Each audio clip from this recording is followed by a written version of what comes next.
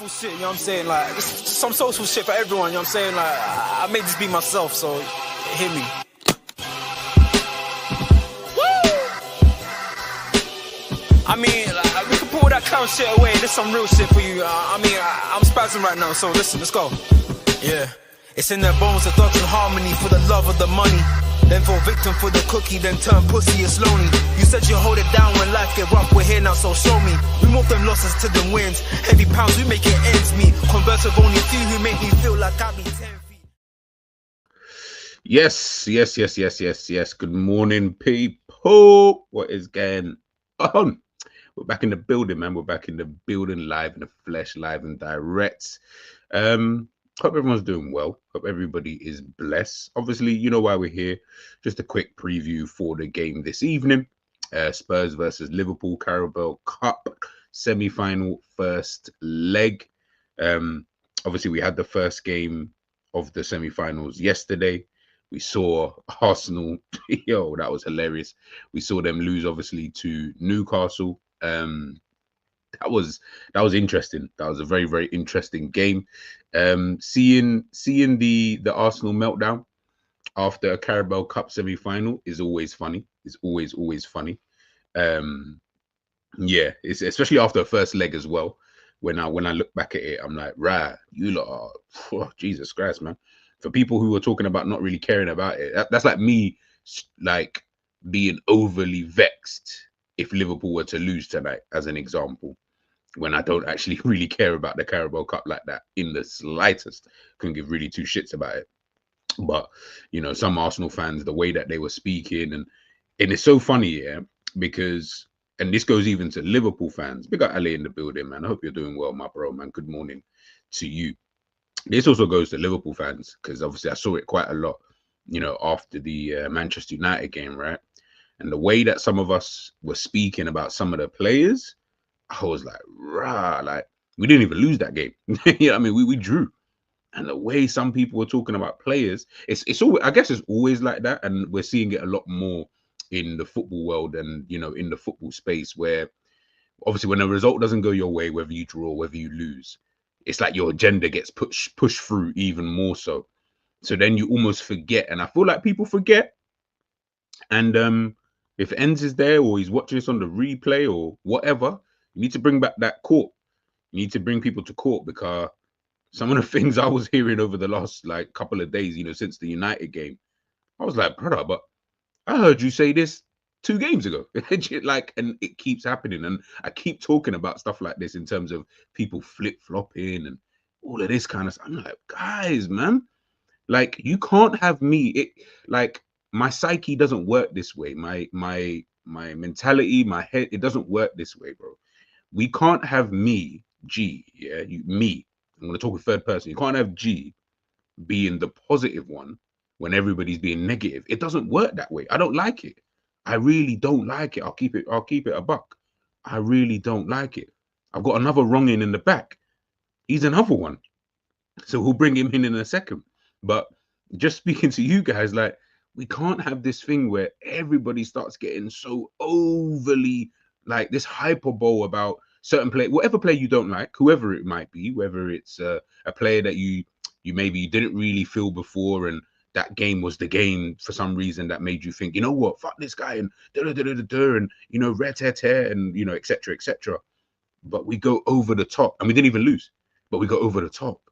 And then it's like, but we did a match reaction, might not be here, might have been on, could have been on anyone, any Liverpool space, whether it's Coppish, whether it's Enz, whether it's Jamie, whether it's whoever, the Big Six band, so whatever. I'll hear everybody's opinion on a player which is completely different 2 games later. It can't work that way, guys. We're doing too much at this point. We're doing way too much. And that's always going to be an issue, because if your emotions are only tied to a player by game, do you really even like the guy? Do you know what I mean? Like, do you even rate the player anyway? If your emotions are so tied to that one player and it goes game by game. If they have a good game, you love them. If they have a shit game, you hate them, etc.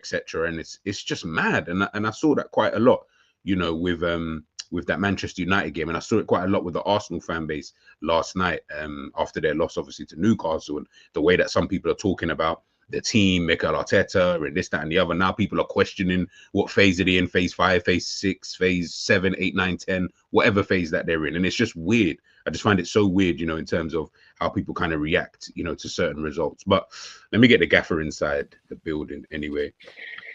Big up, bro. Sorry, let me even get you on the screen first and foremost. Give me one sec, people. There we go. Let's even put him over here, actually. Let's put him on this side. There we go. Gaffer, what we saying, my bro? I'm good, man. I'm good. How you guys doing? How we doing? Bruv, you look spooky, bruv. You look like you're doing, telling some horror stories in the morning, bruv. You got the curtains You know what it is? Man's just like this, just scooped up. You know what it is? I saw the Turkish video. If you guys ain't seen it, go watch it. I saw his match reaction after the game. I said, I need to bring that kind of vibe. Like, I see I got bare views. I said, yeah, maybe it's that vibe, that spooky vibe that everybody needs in that. But hey, listen, man. What are you telling me though, anyways, man? How are you this morning, bro? How are you this morning? I'm good, man. I'm good. For obviously refreshed. Hit gym early. Do you know what I mean? So I'm there, man. Do you know what I mean? I've been done everything. Sauna, this, that. Yeah, man. I'm ready. You know what I mean? When Jerry's gonna be one of them, like, just like when he wakes up in the morning, obviously goes to the gym, obviously might come into work, obviously come into the office, do what he needs to do, and he's got this like chill vibe. It's like, when people do yoga or when you meditate in the morning, you just feel relaxed. Like, what I'm trying to say, like, this is gonna be the Jerry 2025. Who knows, man? It's been like that. Why do you think I had to take a break? Why did I just take a break of the thing? Bro, I was doing the gym and I was like, bro, I ain't got time for this. I'm too quiet, I'm too relaxed, I'm doing too much. I'm waking up. By the time it's 8 a.m, bro, I've been up for 4 hours. Like that. No. I feel you, man. Come on, man. Putting in that work rate. Big up Real McCoy in the building. He's saying, what did he say? He says Slot calls LFC that game. Obviously, we'll talk about that in a second. Ale, our fan base is really not that much different from the Arsenal fan base. Let's be real. Yeah. So I feel like most fan bases are kind of quite similar with how they react. Big up Oscar. Trent needs to focus sometimes. I get a feeling that he's thinking about Madrid, but he's still at Liverpool. But regardless, he is world class and he should be first choice. Don't worry, we'll speak about that in the lineup anyhow. But obviously, just before we obviously dive into Liverpool versus Tottenham, just a few thoughts, I guess, on the Arsenal Newcastle game last night, man. What did you think? Arsenal, a good team. Arsenal still a good team. I think I put it that way. Newcastle again execute the plan really well. Arsenal kind of did what they wanted to do, but the biggest issue that they've got is they ain't got a forward. So when you keep missing chances all of a sudden a team grows in confidence and then they go snap bang in it. Like it's like the old saying, they're saying boxing, right? They always talk about not walking down your opponent, like because walking him down like this. Because if he bangs you, then you're in trouble, right? But the worst thing you want as a fighter, yeah, is if you're walking someone down and then you're banging them as hard as you can, and it's not affecting them. They're just out. Come on, let's go. They're smiling at you. And ultimately, the reason I say that is Arsenal are a team right now, have all the possession, all the shots, open you up like a can of worms, but you can't finish. You can't get shots on target. You're relying on set pieces. And set pieces should be part of your game plan, 100%. And we've seen how effective it can be. Like you saw, they had chances from it yesterday. If you can't finish, I mean, it's a problem, especially with the chances that they get. And when it's compounded over a certain amount of time, do you know what I mean? You can't even look at it and be like, oh, it's just one game, it's unlucky. You got to look at it and be like, right, this is a systemic problem. And when you got another team there that don't need a lot of chances but can score, and you got players like Gordon and Isak that are in form, and you got a midfield like Joe Linton and Tonali and Willock that came in that just do their jobs well, and you got a defense that are dying, like putting their bodies on the line to block shots and block this, and I mean, because the Braff goes poor. This is what happens, isn't it? That's what happens. You got a team that wants it a bit more in the defensive areas, and a team that can go and hurt you on the attack. Bro, it's just simple football, isn't it? Defend well, score goals, Simple. And essentially, their defense enabled them to go and get the result, in my opinion, because the amount of times Botman blocked a shot, the amount of times, you know what I mean, Dan Burn got his head on something, the amount of times Livramento and Hall got back and just cleared it. Do you know what I mean? The amount of times Willock got back, Tonali, last minute tackle, do you know what I mean, inside the box. That enabled them, Joelinton, that enabled them to go. And when they had their couple chances, they took them. They took them. Ironically, though, it's funny that Arsenal got done in a set piece, innit? Yeah. That's the ironic thing. That was the ironic thing. But the other goal, look, they just caught out. And then when you got, again, the player that can just finish, Gordon, it's a problem, innit? And that's obviously their Achilles heel right now, is that they can't put teams to the sword. So then all their possession is for nothing, essentially. No, that's true, man. That's kind of the best way to kind of put it, man. I can't lie, but nah, man. Newcastle, I thought they were good. I thought they were really, really good. And you mentioned two players there who, like, I proper rate. I think they're two players I would love to sign, which was Lewis Hall and Livramento, the two fullbacks. I think they're quality fullbacks. I think Newcastle they're very lucky to be in that position to have two fullbacks, both young as well. Obviously English for the homegrown quota and stuff like that. But they just seem like they have everything in a package. Obviously, they're not the finished article, so they'll hopefully get better for Newcastle's sake. But I just feel like they've got everything in their arsenal to be top players as they keep developing through. You know, Lewis Hall, I think both of them are technically gifted anyway. Both got mad energy, both comfortable in possession. Livramento seems to have, I think, even gotten better at defending. He seems to understand when he needs to go, when he needs to stay. You know, 1v1 battles. I mean, I know someone's gonna be like, oh yeah, but remember this. I don't remember many games where I'm saying, oh, Livramento got skin today. You know, like we might say it with like a Trent, for example, as an example.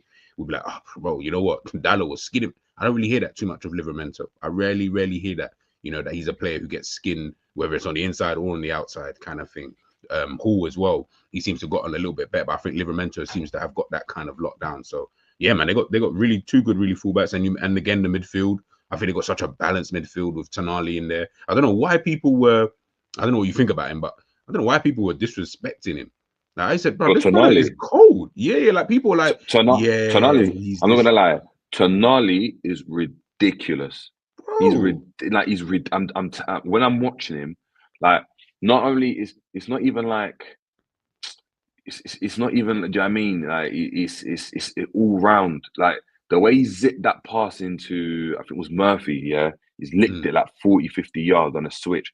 But he's hit it. It's not like a floater, right? You know, in our team, sometimes like unless it's Verge or Trent, if someone switches the ball, it's like a floater, like it doesn't zing.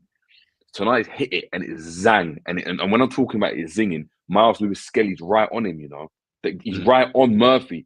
The ball just goes straight into Murphy like that. And then last minute challenges, getting in the box, the ability to like when to play first time, like punching at the pass. He's caught, like when you're talking about DMs, right? I ain't seen Zubimendi, but I want Tonali, man. I'm telling you, Liverpool have a Tonali there. He's a player that he's a DM, but he's not just like I can only play in that position. So when you're rotating it, like with obviously Newcastle, Joelinton sometimes was the deepest. Sometimes it was Willock. Sometimes it was Tonali. But their rotating was so good. You got to give up to me. Yeah, Tonali's a baller. I think not a couple other people to shout out. I think Joelinton's a monster in there. I think he's a monster. Like he's a monster in there. Willock's obviously quality. Botman for me though. Yeah, Botman's quality as well. He's quality. You see, like when people talk about Botman in Liverpool before, obviously I never watched him in it, but I've watched him a few times now. And that was another game where I'm looking at it and the ways that Marshall and the defense. Shout out to Dan Burn as well. I'm telling you, Dan Burn's someone that you think you can get around him with pace. Not really. He stays with you there. And I know they got obviously done with that Martinelli touch, but Botman's a quality player. Left-sided as well, something for Liverpool to think about. Especially if Virgil doesn't sign or whatever. I think Botman's looking at someone like that, really, really calm in possession as well. And then obviously we're going to talk about him, but your guy in it up front. I was going to even just leave him because I said Isak is Isak. It's a bit like Salah, innit? It's like, yeah, that's just they're just their minute. Like they're those kind of players. But don't get twisted. I feel like with Newcastle, Isak is only Isak, and obviously it helps because he's good. But Isak can only be Isak if all the parts that you just mentioned. If there's a Joe Linton in the middle who can the way this brother was, and I thought he was gonna get I thought he was gonna get tired. Like he didn't even get tired. Like he just looked like he had the energy. And obviously, I know he's a big guy in it. Like he's got big stature about him, right? And obviously, you're coming up against a midfield that isn't the biggest, like Thomas Partey, Declan Rice, and they might be tall in terms of height, but not in terms of like stature. Erdegaard, obviously, he's a short youth. But where he just looked like a monster. But Tonali, though, he was the one I was like, bro, before he signed for Newcastle, when he signed for Newcastle, everyone was like, right, you spent 60 whatever M's it was, I can't remember, on someone like Tonali, this, that, and the third, or we got a steal because we got McAllister and this, that, and the other. And two things can be right, by the way. Like you could say it's still a steal to get a McAllister for 35 M's. But Tonali, I promise you, from when he was playing for Brescia in fucking Italy, and they were talking about him, that's when that was FM Wonder Kid days. And then he went to AC Milan, and I thought, okay, let's see what he does at AC. But then when he got to AC, bro, they'll call him, man, literally like he was exactly like Pirlo. He was exactly the same thing. And I was like, okay, yeah, let's see like how long he can kind of keep this up. He's been the same player, just obviously gotten better and he's more consistent now. And he's probably shored up a few things. But Tonali, like you're right. If Tonali was available, bro, I'd pick Tonali every single day of the week. If I knew, okay, yeah, I could get Tonali for X amount of money or whatever it is, but of course, he is such a good player. And I think you even mentioned this actually the other day when we spoke about like Italians in the Premier League. I was like, bro, he's one who like he actually does well in the Premier League. And I'm talking about pick up Ram because he was speaking about this the other day, and he was talking about signing players and some players who are like of a certain level now, like a Valverde, I think we was talking about, or signing players who are like young, but then can turn out to be good. I'm like, you see me, it doesn't even have to be of a Mbappe, Haaland, KDB level like type of player. It's just got to be someone that you can confidently say, like a Tonali, I can just bring him in and he's going to be good now. Like I know he's going to be a good, well, I don't know, but I assume he's going to be a good player right now. There is no, yeah, let me wait 2 years and then he gets to this point. And then when he gets to this point, he might be good. Like, for example, and listen, big up to Gravenberch, 100%, because he's definitely changed my thinking in terms of whether or not he can make it here from what he's shown so far this season. But we're talking about a guy who spent the last 2 seasons of his career getting to this point. And I'm like, yeah, you have to wait a bit. Like, I don't want any more waiting around. We've done way too much of that as a football club. It's a lot of this. Yeah, give him 2 years. We're still talking about Elliot, and I don't even know what the deal is with that guy. Like in terms of how people see him, we're still saying it, and then we're saying, yeah, but he's got injured. He's this, he's that, and it's like, bro, Gakpo, another player who I know your feelings on him, but he's another one where you're like, yeah, but he's still not there yet, and yeah, he can do this well. He's probably gotten better this season. Or should I say more efficient this season, scoring more goals and stuff like that. But he's not really there yet. Let's wait, give him another season. I'm like, bro, I just want a player you can sign today. Just give me the guy you can sign today, please. And then you can just put him straight in. We ain't talking about no bedding in period. And like top players will just come in and they will perform. They might not perform to their absolute best. And it might take them a minute to perform at their absolute best. But the minimum they're giving you is still very good. Fernandinho-esque, for example. Came into Manchester City, was just good immediately as soon as he came in. Just got better with time and age, and obviously style of playing, etc., etc. It's those kind of little things. But listen, man, enough about Arsenal and thing. We'll obviously see that second leg. I believe the second legs of these of the Carabao Cup, I think, is a month away from what I was seeing yesterday and last night and stuff like that. So yeah, it's going to be a little while anyway before we obviously get there. But Tottenham versus Liverpool. And obviously, I know, Jerry likes Spurs. Probably doesn't matter. I hope you don't mind me saying, you know what I mean? You like Spurs. You know what I mean? In terms of them as a team, maybe it's club, manager, whatever. Chat to us about Ange, though, bro. Like, in terms of, obviously, he's come under serious pressure now. Tottenham, their form recently, I think I got it up here. Their form, yeah. I mean, 1 win in their last 5. they've obviously lost 6-3 to us. They lost to Nottingham Forest. They lost to Newcastle the other day. Drew to Wolverhampton Wanderers.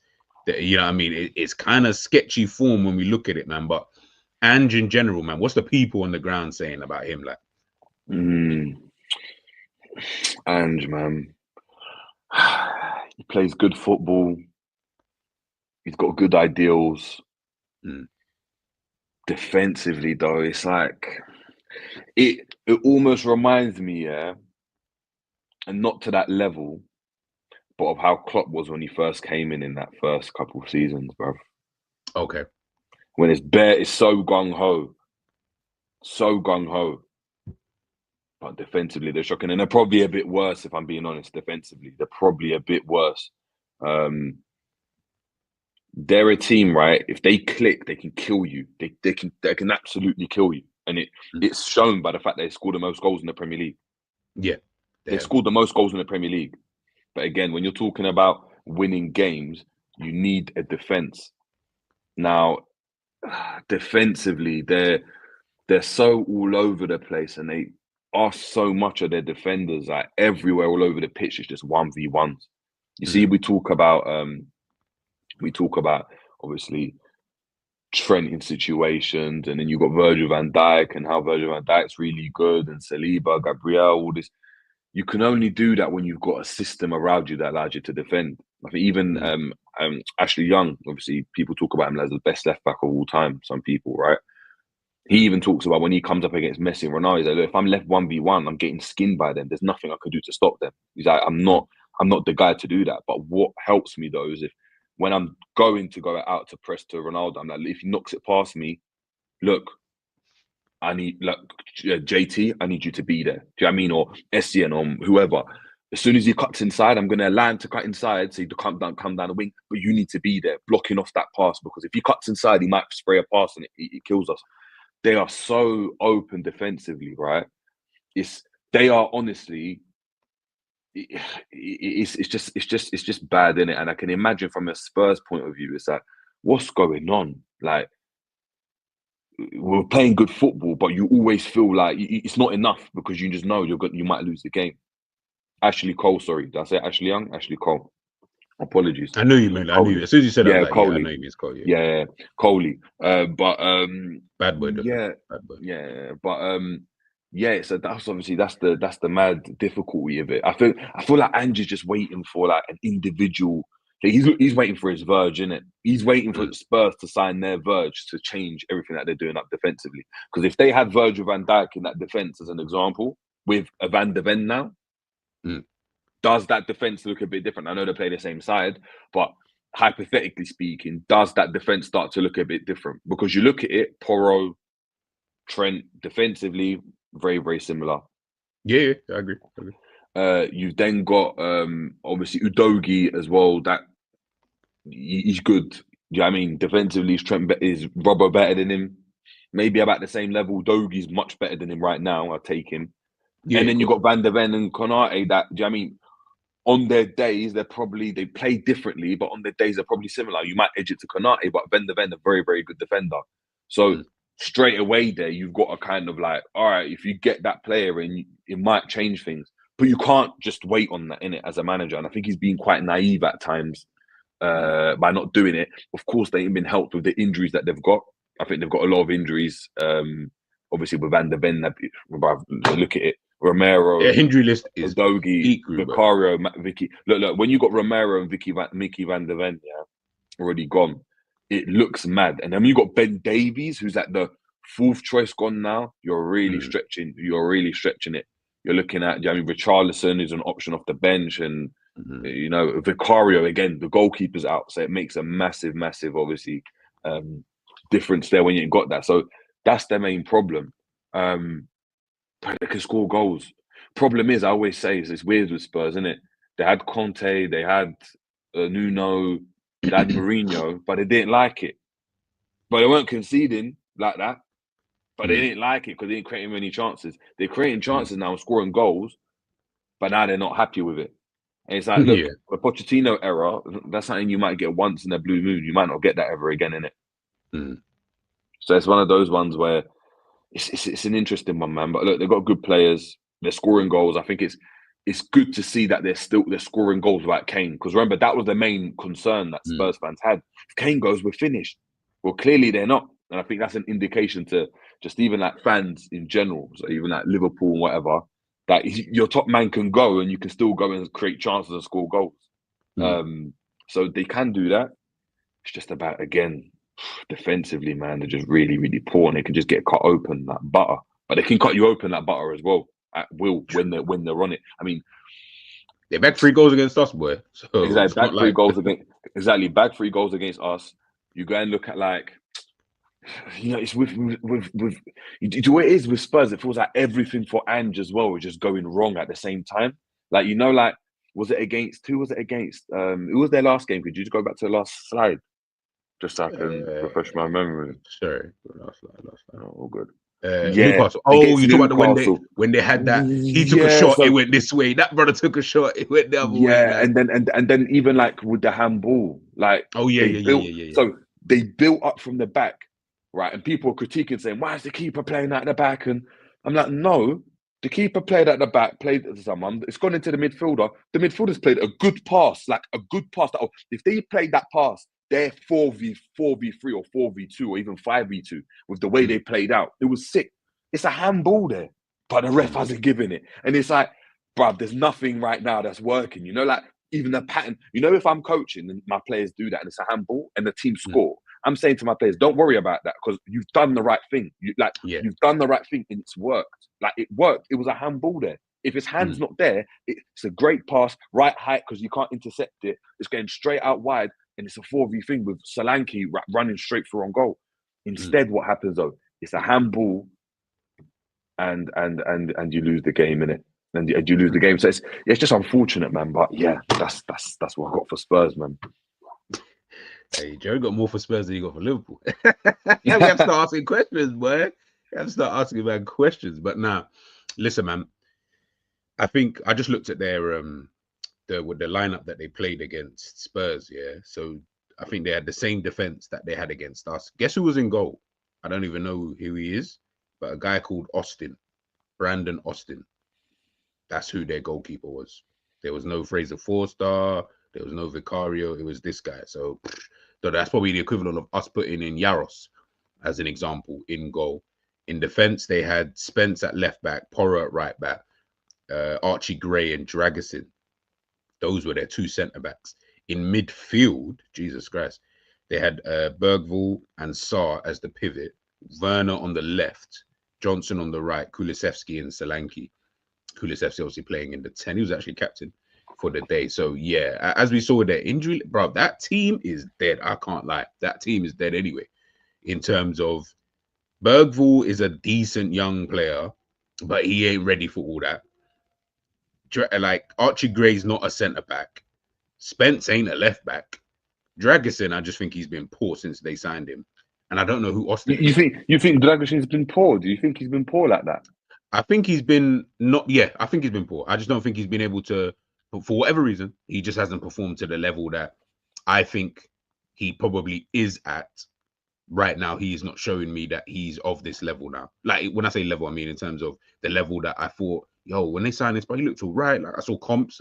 Again, I know it's only comps, but I saw comps. I thought, this brother might actually be a good little signing. Whether that is a case of, imagine if we had signed Konate and Van Dijk had been injured for time, so you only ever saw Konate with Gomez, so it might be difficult to judge. I don't know if it's like one of those kind of situations, whereas I've seen Konate with Virgil. So when you got Virgil, everything's always going to be easier for you anyway, but obviously you still need to be able to do your thing.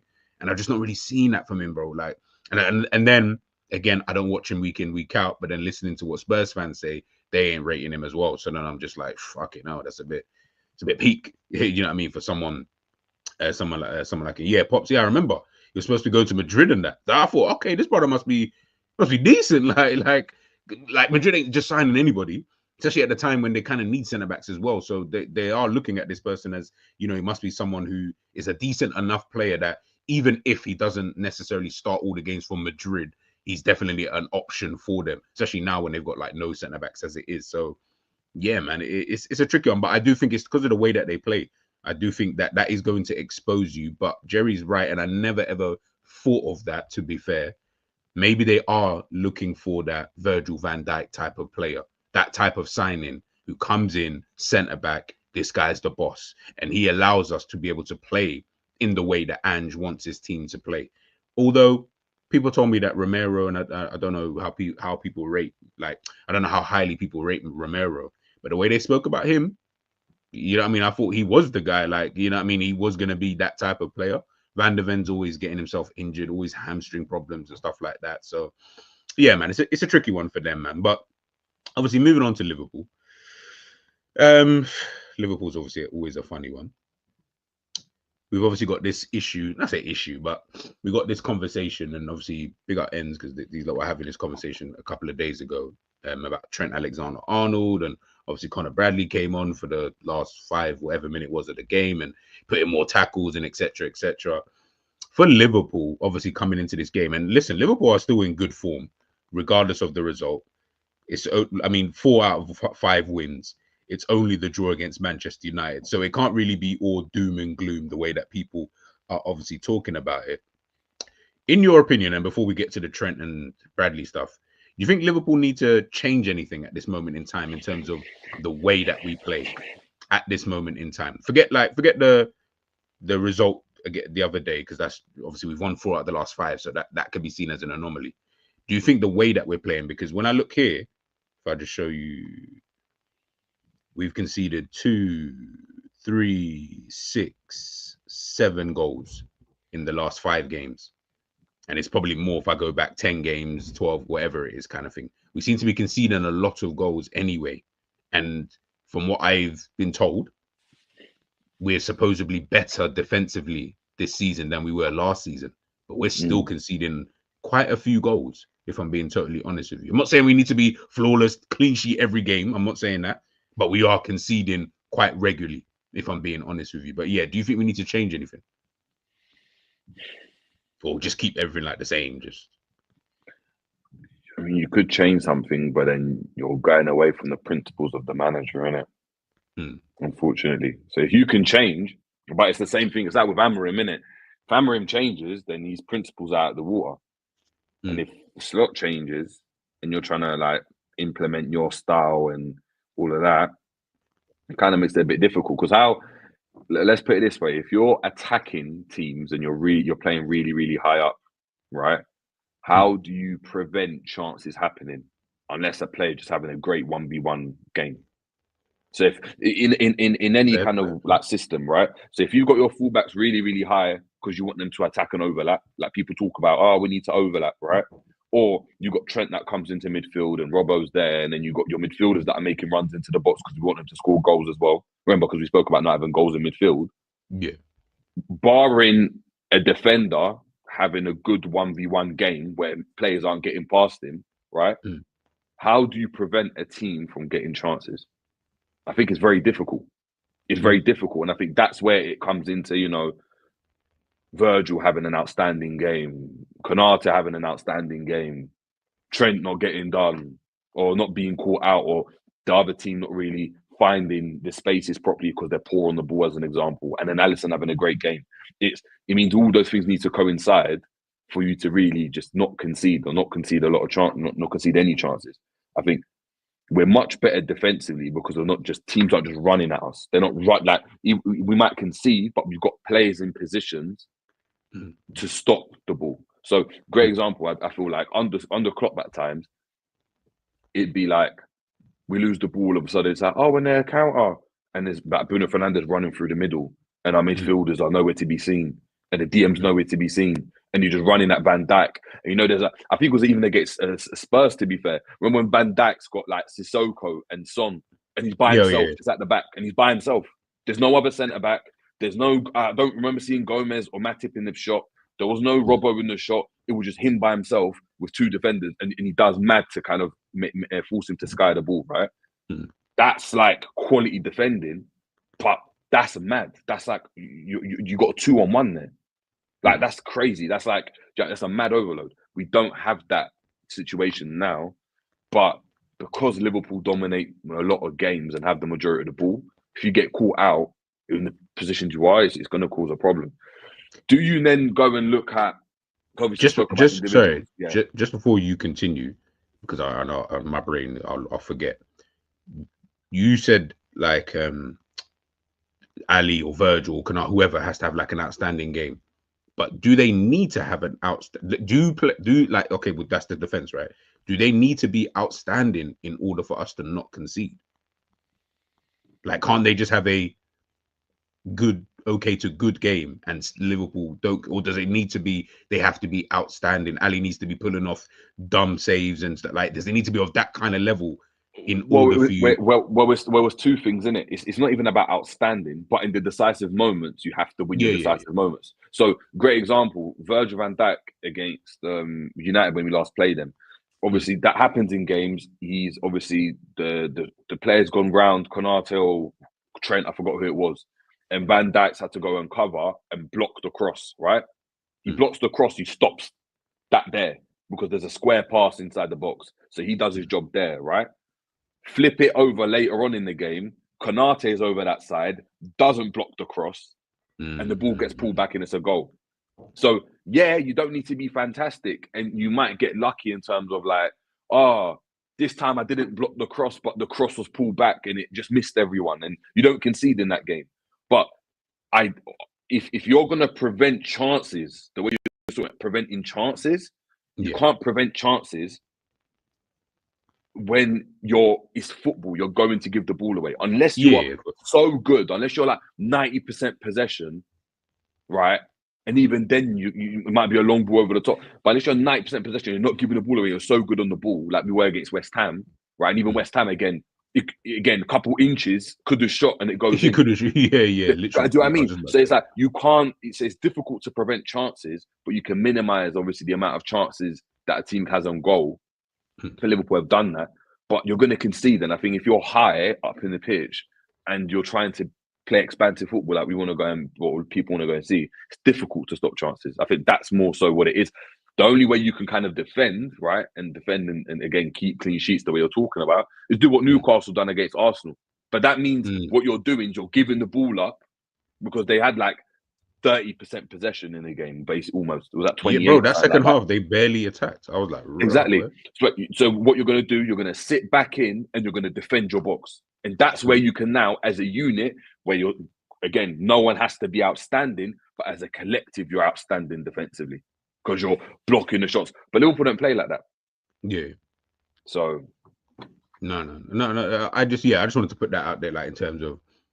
More, you know what it is? It's more for people to understand where you're coming from in terms of saying like, this player needs to be outstanding, whatever kind of thing. So this is for them. Also for me as well, just so I also know where he's coming from. But obviously, look, we've got this.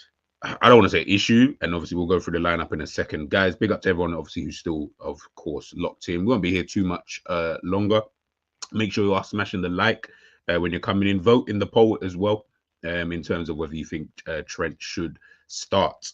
Speaking of the man himself, obviously that game he was getting, from what I've heard as well, I've heard that the fans were getting on to him as well, which is kind of new.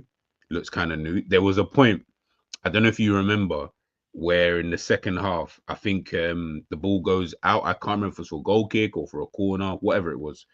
And he's by... like near the corner flag, and there's obviously all the snow has obviously been piled up, obviously been pushed off the pitch, and he puts the snow on his face, like as soon as I saw it, I was like, I can tell you. It's like your head is hot. You just needed something to cool you down at this moment in time. Your head is hot. Obviously, I didn't know about the fans getting onto him like in the actual stadium and stuff like that. So obviously, with all of that, you're performing shit. You've probably looked at the bench a couple times now when he's making those subs before he comes off. You know, when manager's making subs and you've been shit, you're kind of looking over at the bench just to see like, is it like, is it me? Is it my turn? Now I'm seeing Bradley starting to warm up on the touchline and that, like it's looking a bit peak. I can tell I'm coming off, and I know I'm not playing well in the game, man. But in a game like this, do you think this is a perfect game for him to come back in and be Trent that people have rated for however long? Or do you think, you know what, it is kind of time that Bradley maybe starts a game, you know, and then we can see how we go from there, potentially, especially if Trent is obviously looking like he might go. Depends how you look at it. Hmm. Depends how you look at it, because I guess there's an argument for both. There's an argument for both. You could say, take him at the firing line, like some people say, protect it, not even protect him, but I mean, people got the idea that, yeah, it's going to protect him, it's going to help Liverpool get, do you know what I mean? And he can sort out what he needs to sort out. Ultimately, if you do that, you're putting more eyes on the situation, in my opinion. Like, that's the way I look at it, because you see that with Rashford, right? Rashford starts the games. I know they're talking about Rashford or this, that, but he's playing the games, right? So there's still discussions around what's going on with him, but he's playing the games. As soon as he gets dropped, right? The breaking news is, thing has been dropped. Do you get it? So if you drop Trent, right, after a performance like that, especially after when the manager went and stated, look, it was one game. Yeah. He's had fantastic games, but it was just the one game and he didn't have a good game, right? But Trent's been, remember, the week before that, he said Trent's been fantastic in training. He's been the best player. This is what he was saying, right? Before this game. It was obviously before this game. So if that's the narrative and you now drop him, you are now evidently have just made you've lied, innit? Unless he's injured or whatever. Yeah. What Literally. you need to do is, if you rate him as a player and you rate someone like that, like even like with a Virgil or like an Alisson, right? If you think they had a shocking game, but they are of that level, you play them again. Yeah. Because 9 times out of 10, it's not going to happen again. Like it might happen. Of course, it's going to happen. It might happen again, but it's not going to happen the next game. He's going to fix up. Because I disagree with the notion that like Trent is this player that doesn't care, that he's like, I can't be bothered. I don't think it's that. I think it's more so. Can you see why people think that? By the way, no. I can see why people think that, because you're looking at like body language, right? But I'm talking for me personally, right? Yeah. When I was super like fit when I was playing football, right? I was like on it, but I was like, again, like Robertson-esque. I'll be more Konate-esque in terms of when I was younger, where I'm rushing out, I'm doing all of this, right? As I got older, I became more like Virgil, where the ball's out wide, I'm not running out wide to go and get it. I'm standing you up, and I'm just like, oh, go on, shoot from here, because it's the angle. The angle's mad. I'm not even going to go and stick a leg out. My keeper should save that. Now, we've criticised, and obviously this is different, we've criticised, remember Virgil van Dijk in the past, when we're like, he's not aggressive enough. They were like, engage. You're just standing off him. Remember Lautaro Martinez, Inter Milan, when he's just standing off him and he rushes it, right? Yeah. People have criticised that and criticised that lackadaisical kind of game that he's got to him, right? But when it's working well, it's amazing because of the way he operates in defence. Now, again, Trent is not like that defensively at all. But what I'm saying is, naturally as a player, he is not like Robertson. He is not like Bradley, and he's never going to be. Yeah. So when it's difficult, it's difficult to tell Virgil van Dijk to defend more like Konate. Yeah. I get you. You can't tell him to slide into challenges and crunch, man. He's not going to do that. He's just not that type of player. And Trent isn't that type of player. So what it is, I think, is in those situations, it's more so a case of like, he cares, but you know when he probably got nervous energy, he's been got at the first game, he's thinking of, all of a sudden now, you feel like you're moving, but you're not even moving. Like I've been in, you know that dream where you're running, but you're not running fast enough, boy. Exactly. I feel like, and he's someone that he's not, he's not blessed with like, he's not just naturally fast. He's not naturally, he has to like, when he's running, I need to push myself to run. And I remember even watching Henderson. Do you remember like Henderson back like last season? I think it was his last season, where were like, bro, he's not even running. He's just jogging next to him, and he's like, he's running. He's trying to be there with him, but he just he ain't got the legs to move like that. He's not someone that's mad intense and sharp, and like we were talking about Livramento, that's like rapid and moving. He's never been that type of player. So when he's doing it, it has to be like zoned in, and I'm on it, and everything's working. And because it weren't working for him, like nothing was working in terms of the passing weren't working. bruv, he got round and even like he recovered the ball and then he cleared the ball, but it was like a clearance pass that was going into Salah, right? Because Salah was there, but he got intercepted, right? And then they scored a goal from that. Against West Ham, when he did that, it went straight into Salah and it was working. Salah, but now he's doing it, it's not working. All of a sudden, like you're there, and then you get out, you get tight to Dalot, and you do the things that are working, but then he gets past you. I remember early up in the first half, if it was the first time Dalot went past him, Dalot got inside, but Trent kind of recovered. He recovered inside the box and then cleared it. But even then, he's probably thinking, right, how did he just get past me? Like, I was in the right, I felt like I was in the right position, but he still got around me, and that's Dalot, huh? And then all of a sudden, you're like, but I'm getting tight and he's getting around me. I've got to give him space. But now I'm giving him space. Now he's running at us and they're telling me to get. All of a sudden, I think these things compile. And I think, I don't know. I don't feel you could play. I don't think you could play for Klopp and for Slot and at Liverpool if you didn't care. I don't think you get to that level if you don't care. But I think it's just a situation where he's not intense at all, and what happens in some players, it happens with players where they just all of a sudden they just sleep in it. They just sleep, and again, just mad things as well. Like he dribbled and then he slipped. You know, he done the right thing. He touched it, got past his man. He's about to deliver the ball and he slips. All of those things, all of a sudden, it's like, bruv, nothing's working. Nothing's working. And I always go back to boxing because I've been into boxing recently, and it's like. You see it with man, you know, like with Joshua, right? Where he was with Ruiz.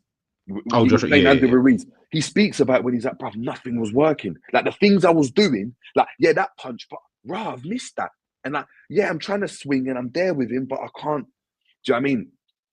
And I feel like, yes, he walked next to Bruno the first goal, but that's what I'm saying about the situations, Bajan. This is someone that I've played at that a level, yeah? Is he's watching it and he's like, all right, cool. But if I rush out to him and he dinks inside, now he's gone round the outside of me. Cool, I'm there, but there's 3 players there. We've got all Konate and Gravenberch or whoever was there. There's 3 of us that all in that area. If I engage, I'm running up across my defender. But of course, in that situation, we're all wanting, because it's United, for us to be a bit more aggressive. But in that situation, there was loads of times, or again, for example, do you remember when he was in the midfield? And I think before he got taken off, he fouled, I think it was Delict or Fernandez. Pulled Fernandez back. And then you got subbed.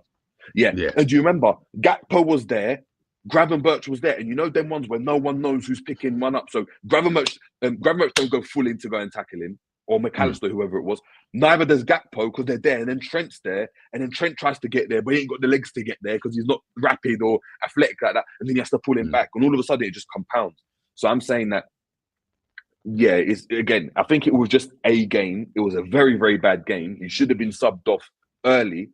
Yeah. But I think he's not the only one for stuff like that to happen. I think it's just heightened because, again, he's Scouse, he's Trent, and he's at right back. And I think he's such a unique right back that you can't we want it to, but you can't expect him to defend like Walker or Wan-Bissaka. And I don't feel it's a thing like where he weren't trying. I just think it was such a poor performance. It got to the point where like he just weren't even moving. Like it's like what some people have said, content creators as well. It's like he was there, but he weren't even there. He was just like, it was like a daze almost. Do you know what I mean? Like he banged his head against the board. He's now having to chuck ice on his face to kind of cool himself down. Like it was just, it was a madness. Do you know what I mean? It was a madness of a game, and it was a shocking game. But again, going back to what you said, do you go and play him? Do you start? I feel like you got to play him because if you don't play him, you're bringing more attention to a situation that I don't think is as big as people said. Because we wouldn't have criticised that, I think, had Liverpool had won, really, and had he gone and had a decent game. No, facts. And that's why when I look at it, it's not a big issue, if that understand. But it's not a big issue because the issue is only compounded by the fact that Liverpool didn't win. Yeah. No, I'm with you. As in, I would start him, obviously, but I know some people, obviously, are there, they're saying, nah, again, there's arguments. Again, I went on a rant, but not a rant, but I'm describing it. But there's an argument for both sides. I mean, you could take him out of it, and I understand that thought process. My only worry would be if you take him out, right, and there's a player that's already like clearly the confidence in the game might have hit him. It might not have, but it could do. Obviously, I'm not there, so I don't know. I don't know him personally, but that could hit him. Like the confidence could hit him. You saw it with Kwanzaa, right? Kwanzaa don't go back in. And now, when you're playing Kwanzaa, look at the games. Man are looking at him and they're hyper analyzing every moment. And now you're like, he's not good enough. We need to send. Do you know what I mean? Whereas season ago, it was is this Mini Van Dijk? Is this the next one up? You know what I mean? He was called up to England. Exactly. Whereas now it's like, bruv, I don't even want to see you. It's Konate only, bruv. Gomez. Are we going to play Endo there? Remember, this is what man was saying. We should play Endo in defense. So it's a situation where, that's kind of what I'm debating with. And then big up to obviously BC. I've just seen in the chat with the Trent situation as well. It's probably a slot problem, man. Probably a slot problem, because he's probably looked at it and said, if I keep him on, he's going to give me that moment where we might win the game. Yeah, but if he had taken him off after 60 minutes or 50 minutes, that jogging around with Fernandes doesn't happen now. So he's had a poor game and he got taken off, but we're not hyper analyzing it.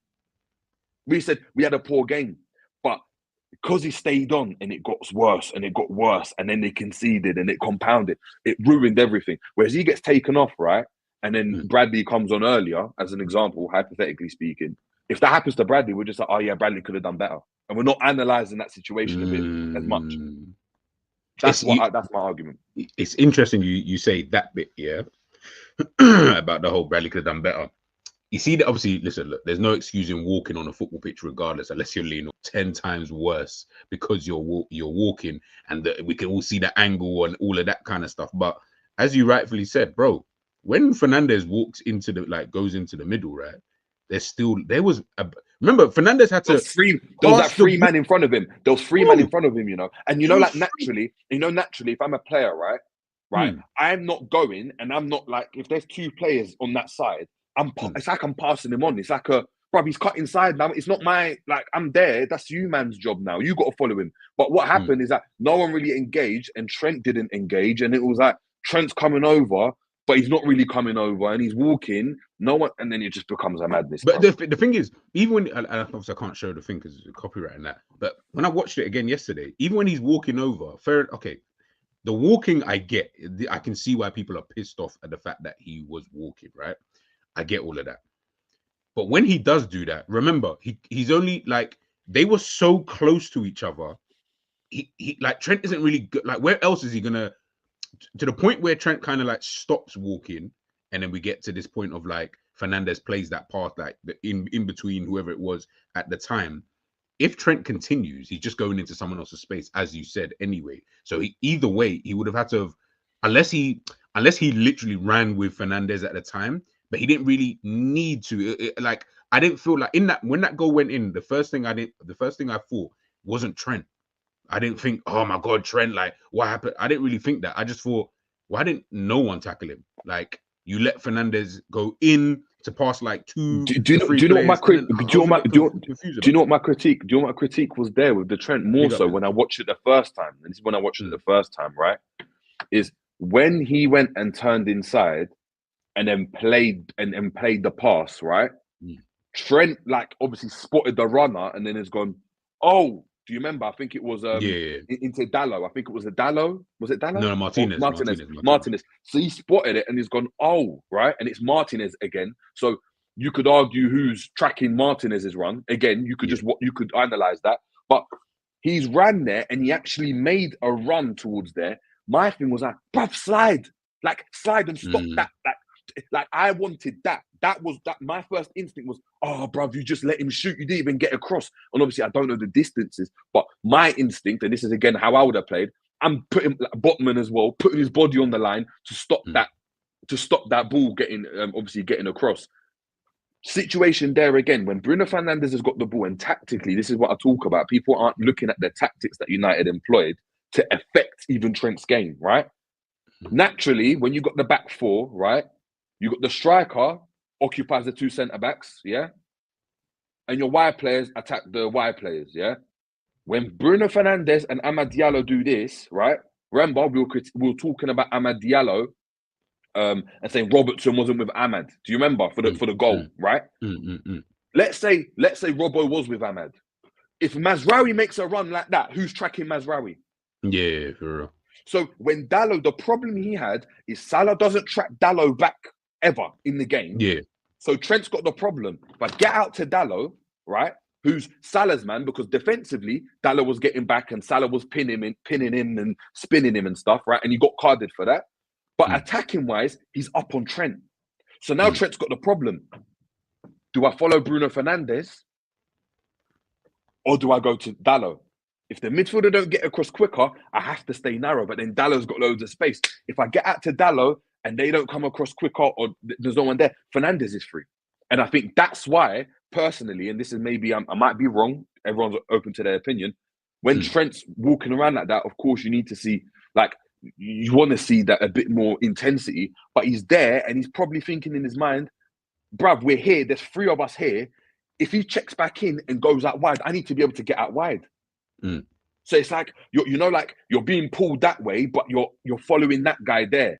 Because if there's no player there, I've seen it before. Trent's just mad intense. You try to be intense anyway, a bit more intense than that. That I don't know. It's all these little things you got to kind of look at the nuances. It's mad because it's mad that you say that, because Slot mentioned that in the game, in the press conference. The midfield at times wasn't helping him. Whoever was in the deep position, whether it's Gravenberch, McAllister, Jones, whoever, they weren't helping him though. So when Trent is having that thought process that you're talking about, which is, do I stay? Do I go? Who comes in? Like, are they close? Like, obviously, I know football players, they're football players at the end of the day. I know they've got 100 things to think about in any given situation. But when Slot mentioned that, I was like, yeah, I didn't see Gravenberch or McAllister or Jones. Like, they weren't helping the situations at times. Again, I don't want anyone to think I'm excusing the performance of Trent, by the way. No, again, we said it. He was shit. He should have been subbed. But there were moments where I was like, the midfield isn't there, though. So I don't know what anyone wants Trent to do, because, as you say, he's either going to back off from Dalot, and then Dalot has the space to go and run in, and he gets closer and closer to the goal in certain situations, or he's going to have to run out to Dalot and obviously close him down, as you say, but then that still leaves a gap regardless. And as we saw with Bruno Fernandes, he was good at exploiting those gaps. So I'm not excusing every situation, because it wasn't like that, because there were, like, it just impersonally, he just was poor. But there were moments where I was like, well, no one's actually helping Trent anyway. And we've spoken about Trent not being helped regardless. So this is why I was like, I feel like people were kind of overdoing this performance. Like, it was dead, but okay, it was dead, but I feel like the reasons people are saying it was dead are not the right reasons. I feel like you guys are talking about other stuff. Do you get what I'm trying to say? I feel like you're using other excuses because of your own agendas against Trent, and because of what we've seen potentially in other games, and little things. And just to add on to that point, because I know Beijing's saying that we're making excuses. I'm not making excuses, yeah. But I'm talking from a coach's perspective. If Slot sits down with him, remember Slot said I had to go and analyze the game. Slot did not go and sit down and say, you just didn't care. You didn't want to be here. F off. He didn't do that. He sat down and explained to him tactically how we should have done. Same way he went, and for example, for the Trent goal as an example, right? For the Amad Diallo goal, the equalizer that they got, right? Oh, yeah. Us as fans and the general public blamed Robertson. Yeah, not saying me or you, but the fans. Robertson's got to do better. I mean, he's just so poor. And I'm just going to be open. I think Robertson had actually a really, really good game, apart from that moment, right? But in that moment, what did Slot say in the interview? And no one's picked this up. He said, I had to sit down with McAllister and explain to him, you should have been there to stop that cutback, because Robbo can't do it, because he's also got an eye on Mazraoui. He said that. Yeah, so he's speaking about McAllister's positioning defensively, saying you should have been here in that situation. He's not analysing the fact that the way fans are looking at it, saying, Robbo, again, the guy scored and Robbo didn't get a touch on it. And that's what I'm talking about. It's not about giving excuses, but I'm in the business of, like, it's not excuses, but tactically what went wrong. Right? Because it wasn't a mistake like man slipped or man made a poor pass into midfield. We spoke about that already, and we said it was a poor pass. We said it just wasn't working. But in that situation there, how did that happen? Because there's many things that could have happened. Gravenberch could have just tackled, and that doesn't happen. You know, if that ball comes in and Gravenberch is just aggressive, all of a sudden Bruno Fernandes turns out or passes it backward, that's cool. If that happens, for example, and Martinez makes his run, if Konate follows that, that doesn't happen. If Konate, for example, blocks the cross that's played in, right, and Trent and it doesn't go to Robbo, all of a sudden, outstanding from Konate, we're not talking about Robbo there. So tactically, we have to look at why these things are happening. Otherwise, you're not going to learn. You're just looking at individual things that happen in a game and saying, "Oh, that just happened," but you're not analyzing why that happened. Why did that happen? Why did United? Why were they able to have success? Why couldn't Liverpool keep possession? It's no good just saying Jones played shit. Why did he play shit? Because he's not a shit player. So why did he play shit? So when you look at why he played shit and you realize, oh, like United was so aggressive with their centre backs, right? And there's no runners in behind apart from that run from McAllister. Everything's in front of them and we're playing too narrow. But if you're not going to be open to look at it, it's going to look at like excuses. But it's not excuses. It's what happened in the game. And that's how other teams will be looking at it to exploit Liverpool. They won't be looking at, oh yeah, Trent, he's not this. They would look at it and think, yeah, if Dalot goes that way, Bruno Fernandes, I need you to come there to really make it difficult for Trent. Because if it's just Dalot by himself, Dalot by himself ain't going to do anything. He's not. Yeah. He's not Messi. He's not Ronaldo. Yeah. Do you know what I mean? He's not R9. He's Dalot. Yeah, so he's not good. And we've seen it. We've seen it ourselves, and no one can lie to me, right? No one can lie to me. We've seen Trent handle deal with Vinicius before, and we've seen him deal with Sane before. I've seen him with my own eyes handle Sane, and Sane is a menace. CR7. Bro, CR7. We've seen him handle that. We've seen him do it in those big games, right? So again, we can't look at it and be like, yeah, he's just shit at this. Yes, he could do it with more intensity, but then you've got to look at the structure. Again, I'm not saying he's the best defender, but we know that. We know he's not the best defender. So how can you go and help him defend? And that's what we need to do as a team more so. No, it's true, and it's big up Pops every single time, man.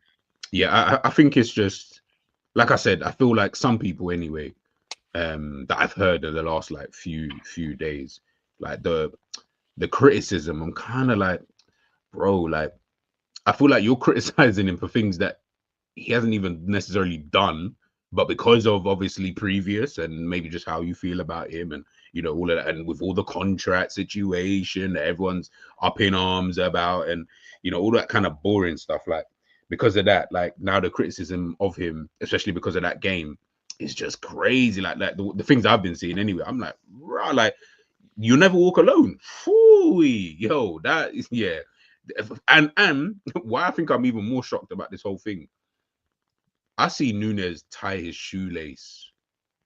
I've seen Núñez miss an open goal and Gravenberch followed up to score. And the crowd sang Núñez's name, not the goal scorer. They sang Núñez's name. That's Núñez. This is just any bum from fucking Uruguay who just came over here and has been shit ever since the day he walked in. Trent with the Scouser, been here since the age of 6. Now, by the way, obviously one game, of course, if you're shit, then you're shit. Like, you deserve to get criticized. But just in a general, the feeling around him, like outside of this game, I'm just like, rah, boy, like if this was anybody else, like the way, like people will be, questioning, the fan base. And we're talking about Trent and the way that some people are talking about him. I feel like, rah, like this isn't what I expected. I'll keep it a buck. This really isn't what I expected. Obviously, not talking about the game, but just Trent in terms of this whole situation. I'm like, I did not expect the way that people are speaking about Trent to be like this. Did you get what I'm trying to say? Like, especially for someone you'd say is one of our own, kind of thing. And people want to give man the grace in certain things. I'm like, rah, but listen, man, it is what it is. And, I'm not here to really argue. And too much, I couldn't even care less, to be honest. If you want to behave in whatever way, then bro, behave whatever way that you want to behave. But just don't come back later on and start trying shit when we're criticizing other players and stuff like that. I don't want to hear it from any of you. Like, this is for the ones who are obviously behaving the way that they have been behaving. Of course, very, very, I feel like a bit unfair on a player who, by the way, has not said a single word throughout this whole contract situation. But for some reason, Virgil and Salah are the ones that everyone is looking at and is like, oh, why can't he be like that? What, come out in the media and speak every single time? But do you know what it is? Like, I don't get it. No, it's mad. Do you know what it is for me, right? It's an overly emotional like reaction. Some of these fans just want to hear what they want to hear. I would argue, yeah, and this is maybe again, I might be out of pocket. This is how I think. If you're talking to me and you're telling me that you want to sign, yeah, or you're not saying that you want to sign, but you're making these indications saying no contract's been made, but I love this club, and you're talking like that, and like if people feel that suggests to them that they want to stay, because we've never heard Salah say I want to stay, have we? Remember when you was asked, "Do you want to stay?" Who did that? Yeah, I love the club. You know what? Actually, we haven't actually heard him say I want to stay. It's very like, what's the word I'm looking for? It's a great place to be. Like, he's talking like but he's not stated like. Yeah, I was gonna say, is it like is innuendo the word? Like he's not saying I want to stay outright. He's implying. You could argue. Yes, that's it. Cool. That's it. He's implying. But he's not said it. Not really. He's not said it outright, right? So the way I look at it, right, is cool. You're saying this. You are implying potentially that you want to stay, but you're not. When someone asks you a direct question, do you want to stay? You are not saying yes. You are just saying, "Oh, I love the club, the fans. I love the fans. The fans love me." Like Virgil said, right? But no discussions as of yet. Look, it's a great place to be, but you've not said I want to end my career here. They've not said any of that, right? Neither Virgil or Salah. But because of what they're saying, we're running away with it from an emotional standpoint, right? Yeah. Not even being none the wiser that if you wanted to sign, you would have signed because they've offered you contracts. Yeah. Because it's not like they've not said I haven't been offered a contract. So you've been offered a contract, but you haven't wanted to sign it for whatever reason, whether it's length of time or money, right, or whatever. You ain't got your car park space, or you ain't got your, do you know what I mean, whatever. Do you know what I mean, your extra pair or whatever. You ain't got the remove the. What did Troy Deeney say? Remove the hump outside. The hump, yeah, the hump's not being removed at AXA, innit? At AXA or whatever. Mad so thing. or what? Exactly, or you ain't got my Egyptian coffee, so I'm not signing. Whatever it might be, right? Whatever it might be. Now, I look at it, and this is me. Bro, this is a bit of a ploy. It's like if you're Salah, right? Remember, what's most important for Salah is his legacy as well, right? It's his legacy. Was to break records. Will he break records or will he be remembered as that legacy guy or one of Liverpool's greats? Remember, because he's towards the end of his career, so you can't think of what's next, right? If he decided to say, "No, I want to cut now. I've done everything. I want to go here. I want to go like PSG or Bayern or wherever it is, Real Madrid, Barca." Right? If you went and said that, the fans will look at him and be like, "Huh? Why could you? No. You're not going to regard him as that guy. You're not going to regard him as that player." So what I'm going to tell you is what you want to hear. But ultimately, if I don't sign the contract, I can play it off the media and say, "Oh yeah, well, I wanted to stay, but they didn't offer me what I wanted."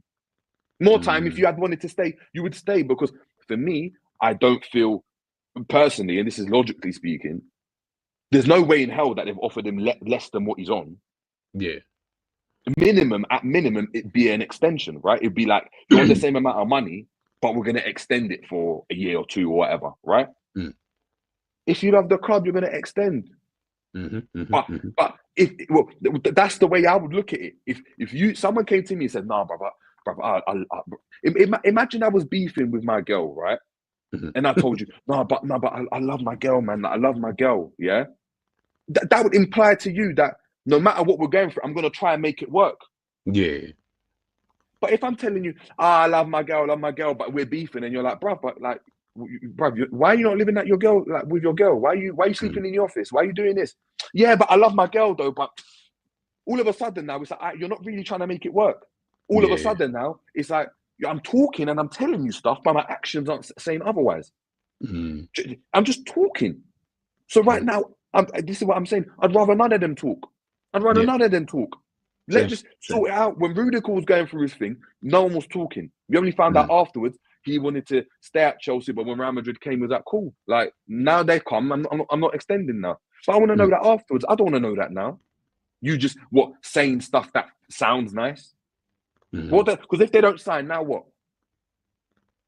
Yeah, that's what I said. I said, what do you like? And I don't feel like Salah and VVD are getting the heat. And in my personal opinion, it should actually be the other way around. You should actually be giving more heat to Virgil and Salah than you are Trent, because at least Trent hasn't said anything at the end of the day. If we're just going based on what's happening at this moment in time and we couldn't change nothing, if Trent hasn't said anything, why do people think that that means he wants to go? But yet Salah and Virgil haven't really said that they want to stay. They just said, as you say, great place to be. I'm enjoying my time right now. I'm only focused on winning the Premier League. None of them are saying, no, I really want to stay. If they said that, different story. Of course, okay, fair enough. Then we can maybe look at the situation potentially a bit differently, but still they haven't signed. So that's why I'm always so baffled with this. I'm like, but they're talking and not saying a lot, as Jerry said.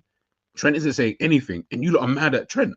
I'm still confused about why people are so mad at him. Like, you shouldn't be mad at all. If anything, you should be kind of happy. You know what? He's doing the right thing. He's not saying anything. We'll see how it goes. Let's be real. Prior to this game against Manchester United, Trent's played, I think I saw it, I think he's played 18 matches. I think he's played 18 matches in the Prem. We played 18 or 19 games in the Prem. So what, he's missed what, 1 or 2 games in the Premier League, and we're top of the Premier League. He's played in the Champions League as well. So we're top of all of these things with Trent. So it's not like Trent has been shit this season and, you know, it's hindering us. So, and on top of that, the contract situation is, you know, he's not sorted out, but he's been there. He's been a part of what we're doing. And again, people told me at the beginning of the season and midway through the season, Trent's improved defensively. He's looking kind of solid now with the system. He doesn't look so exposed, blah, blah, blah. Okay, fair enough. So why now is everyone almost backtracking what they're saying now? This is what annoys me more than anything. I don't mind anyone having an opinion. I don't care about your opinion. Like, in terms of if you think one thing or you think that, that is fine. That is absolutely fine. We're here to agree. We're here to disagree. That's the whole point of a discourse. That's the whole point of a conversation. But when we're blatantly going back on what we said so quickly from when we actually said it, that's the part that pisses me off. That's where I get confused as to, but you said he's improved defensively. People were showing me the numbers. I was seeing stats. I was seeing his positioning. I was seeing the heat maps. I was like, okay, say no more. So, okay, maybe he is. Do you get what I mean? That maybe he is. Do you get what I'm trying to say? So, yeah, man, I just think that for me, I'm just like, with Trent specifically, he's not said anything. So we have no idea what he thinks at the end of the day. And to be honest, Virgil and Salah haven't said that they want to stay or go. So they're kind of not saying anything either. They've just spoken a lot, again, like Jerry said, without saying anything. So we don't know what none of the three want to do at this current moment in time. What we do know is today's the 8th of January and they still have not signed. And they're all now in the last 6 months of their contract and can sign elsewhere. That's what we do know as a fact. Imagine, yeah. Imagine we find out Virgil signed a pre-contract agreement with like Real Madrid already. Yeah, that'd be so just. No, but this is my point. No one really cares, and this is my point. No one cares unless you're playing. When you're playing well, it's cool. If I'm telling you now, though, if Virgil drops off, I know they're not critiquing. If Virgil's standards drop off, or if Salah's standards drop off, we know what the story is going to be already. We know because we've seen it before. We saw it last season with Salah. And I was, to be fair, I'm going to be honest. I was one of them. I was like, yeah, bro, we don't even need him, bro. What's he doing? Yeah, get rid of him if he's going to play like that. He's not that. You know what I mean? He's important, but he's not the be all and end all. I was saying that. This is what we were discussing last season. But now, of course, do you know what I mean? He's performing well. You can know harm can be done. And this is what I say. If Trent had wrapped a free kick in, right? If Trent had wrapped a free kick in against United and then went to the camera and done all of this and kissed the camera, it would be like, well, clearly Trent wants to stay. He loves the club. Do you know what I mean? This is.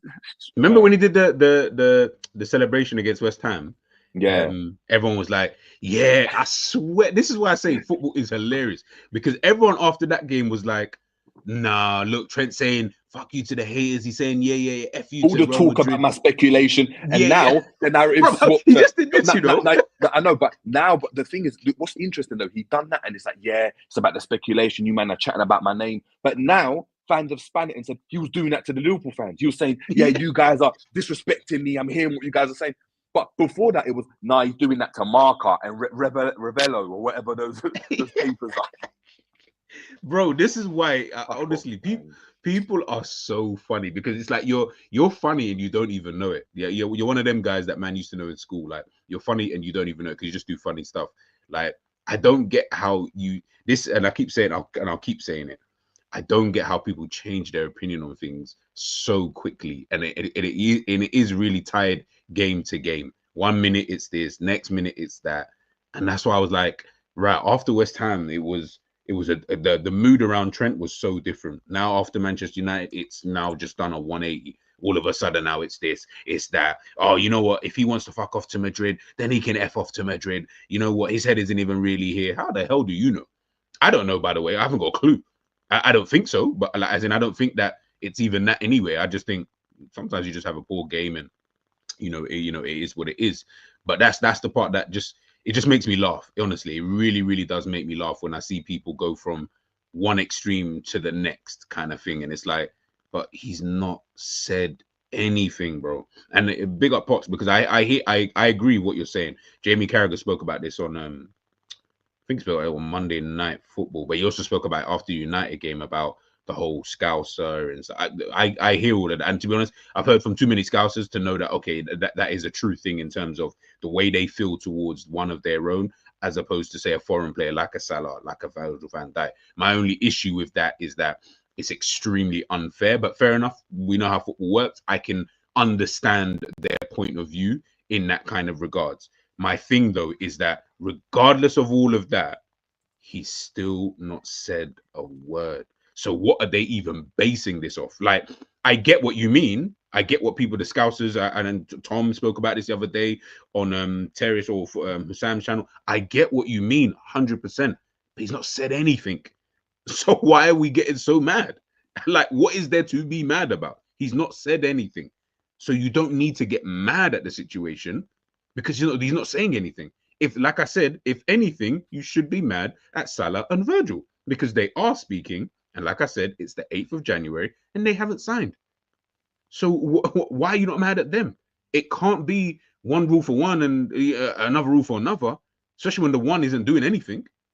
Like, I feel like that's a little bit unfair, but listen, man, it is what it is. I don't want to harp on about that too much. At the end of the day, it will work itself out as the way it works itself out. Like, I hope he signs and we move on from here. And everyone who was saying they're gonna F Trent, I can't wait for those tweets to get deleted on X, boy, because I've screenshotted a few of them. So, like, for if he signs, I've got them ready for that stream where we're going to show everybody who was criticizing him for this whole saga. I want to know what you're now saying. Like, like a before and after photo. Like you see, like, this actor was, I don't know, fat, but or like what's his name? Was it Batista? Batista. Sorry. Yeah. When obviously I've seen a picture of him now, and I was like, raw. Like, he's mad skin. I don't know if something wrong with him. I don't want to say like just. No, he's not. He lost weight. But you know what's mad about that though? You say he's skinny. Do you know how much he weighs? How much does he weigh? 120 kg, bro.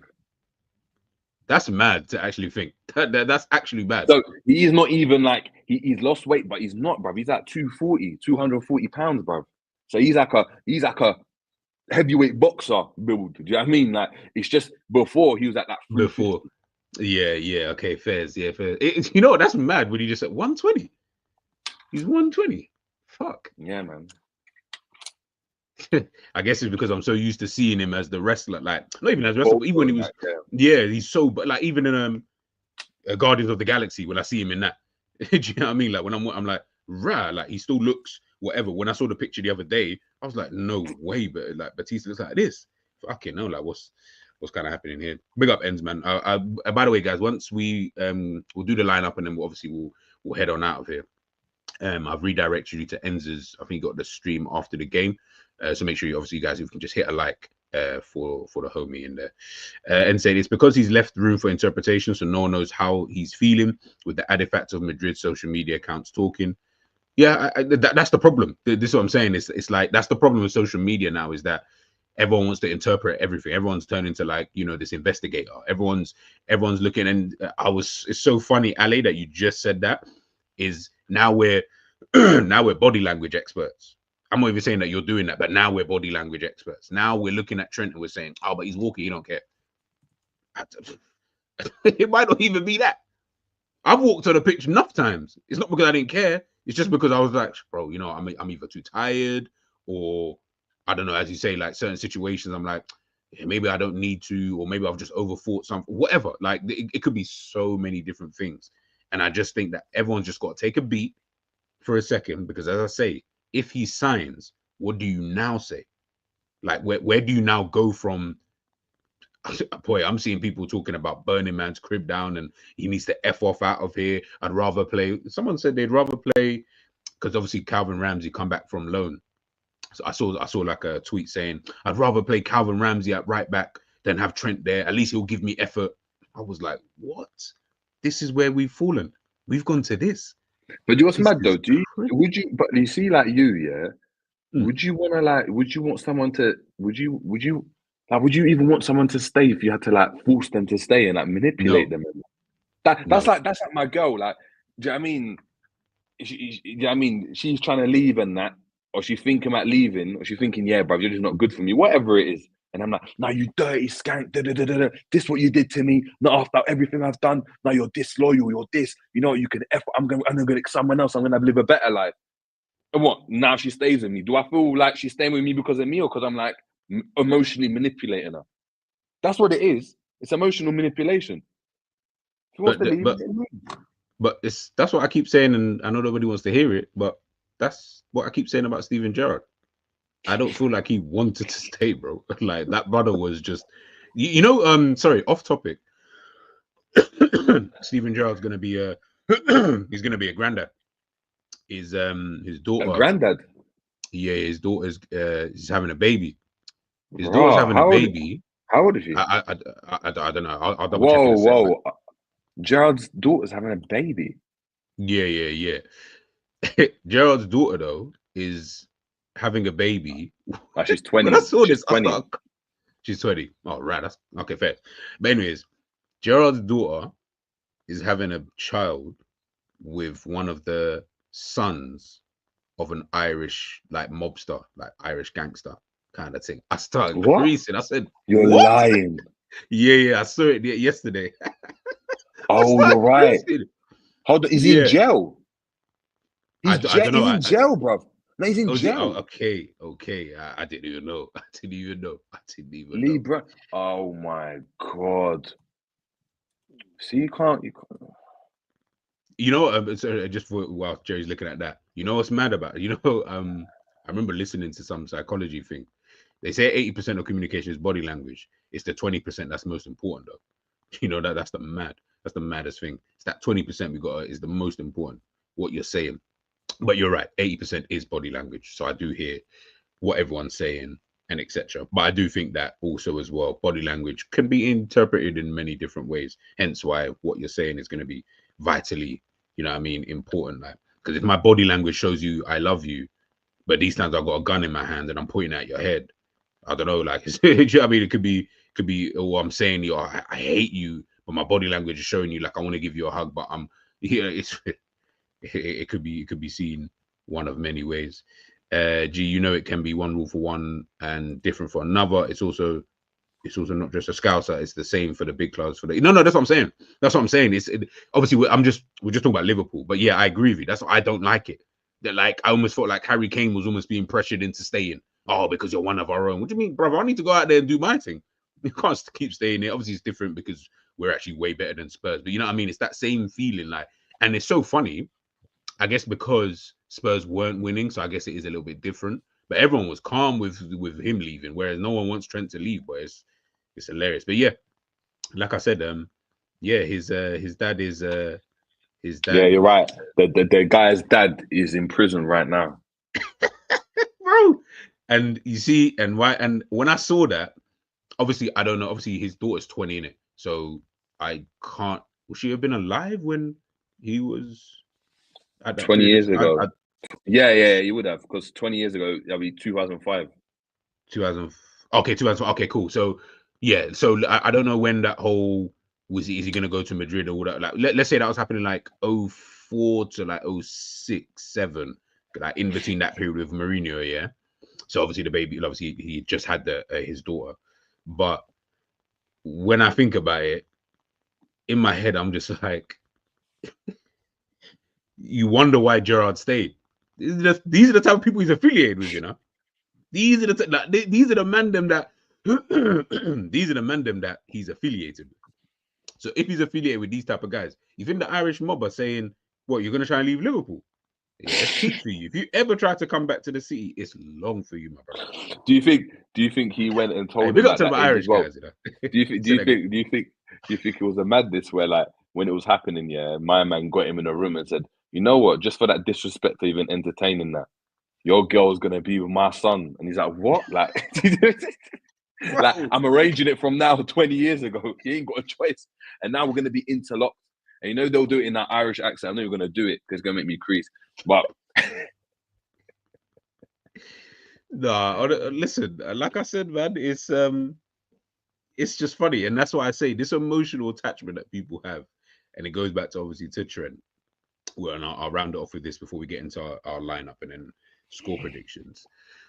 Guys just need to stop being so emotional. It's really not that deep. At the end of the day, the guy's not said anything. So, guys, I'll just tell everybody now, stop being body language experts, because I know none of you have a degree in that, myself included. We don't have degrees in that. We ain't studied that. So I promise you, you cannot understand the body language in the way that you think you can understand the body language, myself included. So let's just leave it. Wait for the guy to say something. When he says it, then we can, you know what I mean? We can keep it moving. Right now, we can't. We're just playing guessing games right about now. You know what I'm trying to say? Trent can't even go on the bench and laugh. If Trent was on the bench, if he laughed in the game, oh my God. Man are gonna start telling me, look at him, he's laughing at us. He thinks we're a joke. What? Bro, just leave him to, he can't even smile, he can't do nothing. Like it's actually peak. When him and Rooney Cousin was punching people up in the pub. That's what I'm like, okay, yeah, that's what I'm saying, bro. Gerald has been, you know what I'm saying? Like Gerald, you know what I mean, he's been affiliated with a couple of the man them from early. So you think he was ever leaving Liverpool? Brother, that was a myth. That was a myth. And yeah, that's why I think that with Trent, I don't know if the same situation, I don't know, because ain't he not related, but isn't he got like through marriages or whatever Sir Alex Ferguson and that? Ain't that like his family in some way, shape, or form? Like through marriages or something like I'm sure he's affiliated with Sir Alex Ferguson and that. And obviously he's obviously Manchester United legend. Listen, man, it's just interesting to see anyways. But let's go to the lineup before we head on out of here. Obviously I just put like a mock kind of lineup. I don't know if you disagree or who would you rather see playing? I've got Trent in at right back. I think Keller obviously comes in for the Carabao Cup, of course. I've got Tsimikas out there. Not so much because I thought Robbo played poorly. It's just give him a rest, potentially. I've got Van Dijk, Kwanzaa. I do think Konate, I don't trust the brother. I've never trusted him. So I don't know if he's even ready like that. I've gone with Gravenberch and Endo. hold on. Oh, that's it. That's it. Sir says he used to date his grandmother. Okay. You done a Liverpool thing there, you know. You've just gone and been like, yeah, I just don't trust him. You know, after that one game, you know, before that. Yeah, no. Listen, no. Well, like I said, well. no. I'm not. You're like, bro, I've got to hold my hands up. I think he's gotten. I remember you saying, even like the passing's gotten better and stuff. You had one game, yeah, where you thought you could have done better, and it's but I ain't trusting. I don't trust him. No. I've never trusted Konate. Even now, even throughout this whole time that he by the way, I think Konate's been excellent this season. I still don't trust him. I like something in me just doesn't trust him. And so said, so done. You get injured, and we're here now.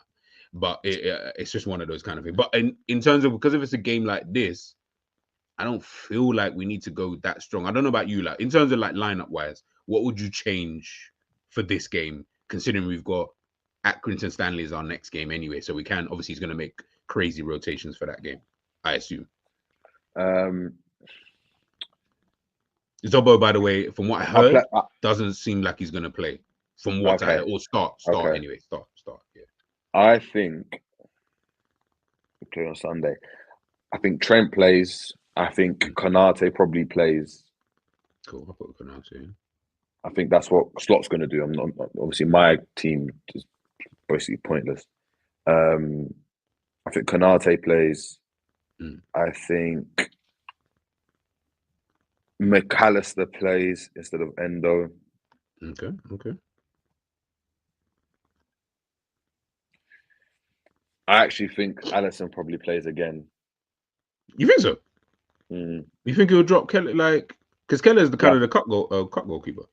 Yeah, maybe might play, but maybe I'm thinking of Accrington Stanley, innit? Yeah, but he can still play in those two, in this game and in that game. Yeah, but then there's Alisson not played for 2 games. Yeah, I don't know. What? No. Again, But I hear what you, no, I hear what you're. I hear where you're coming from. I'd want Keller to play. I'm just thinking about what you do. May I keep it Kelleher? I think Robbo plays again. You hear Robbo Hill? Okay. I think Tsimikas is only going to get the Accrington Stanley run out. That's it. So you basically think we're going to play the same back line that we played against? Same back line, yeah. So same back line, same pivot. I think in midfield, I think Sobosai would come in, but I think it might be Elliot that plays. I think he mentioned Szoboszlai not trained. I watched this yesterday, and he said he didn't train, so I don't know if he's going to start or not. But I'm going to leave him out just for the sake of he might not necessarily start. Yeah, so I'd probably keep it like there. So I'd probably go like with that team. I think Jota comes in for Diaz. And you think Carabao, Gakpo, and that? Yeah, Carabao, Gakpo. No, that's kind of ends. Is obviously put here: Keller, Trent, Kwanzaa, Virgil, Tsimikas, Gravenberch, Endo, Mac, Diaz, Nunes, Gakpo. I can't lie, I don't want to see Nunes ever play again, bro. But Jerry at right back, he will listen. I think if you were here, we spoke about it. I'm telling you now, bro. If I was left in that position with how unfit I am as well, I'd be looking around and thinking, bro, who do I pick up? And I'd probably do the same thing. You know, you just treading water in that. I know. But the thing is, bro, I was playing futsal the other day, and it's the first time I played futsal since the Christmas break. And I'm on the fitness thing now, but after my marathon, bro. I was like, bro, I ain't doing anything. My bones were battered, and my toenails were coming off, bro. I was finished, right? So I was like, cool. It's not going to do anything. So I weren't doing anything really. I wouldn't stop going gym. I'm on it now. Early mornings and that. I'm telling you now, I've done that before, and I'd probably do that again. And I've done it on Monday. Well, that's your man. Oh, my man scored now. Literally, it's a split second. You know, like he cuts inside. They're like, bro, I can't. I'm not going to follow my man. But yeah, and then my man didn't step up. My man did it. All of a sudden, it's a goal. Because reason why I say when we talk about the effort beige, and I spoke about it. You know, it's not like he walked and then didn't react to Martinez's run. He reacted to Martinez's run. So he spotted it and was honestly saw it late. My gripe when I first watched it, like I said, is why didn't you slide to block the cross, or the shot or whatever it was? That was my gripe. I'm like, fuck off, man. That annoyed me. Not the thing where you were just like marshalling, because any player could have stepped up. You know, if like Gravenberch just wins it, we're not even talking about that situation. You know, that's the way I'm looking at it. But again, does it excuse the performance? He should have been subbed off by Slot. But yeah, man, I'm not the one to go and say about more effort and care. I think I'm putting in more effort. It probably looked worse. It probably looked worse. I'd be proper walking. You know, Trent was doing that little jog thing. I'd be proper walking. Yeah, it's like he wanted to make it look like. And I'm not tracking the run of Martinez either. I'm not running back. Once that's done, I'm like, bruv, it's over now. Like, honestly, I would. Joseph, right now, like that, like it's already done and dusted. You already scored in my head, boy. Right now, bruv, when I play at the back, I'm a false defender, bruv. I'm only in there for build up and progressive play. Hey, that's actually that is so fucking hilarious. That is actually hilarious. Oh my days. Yeah, for real. Oh, whoa. Pause. What does that even mean? What do you mean? What do you mean by that?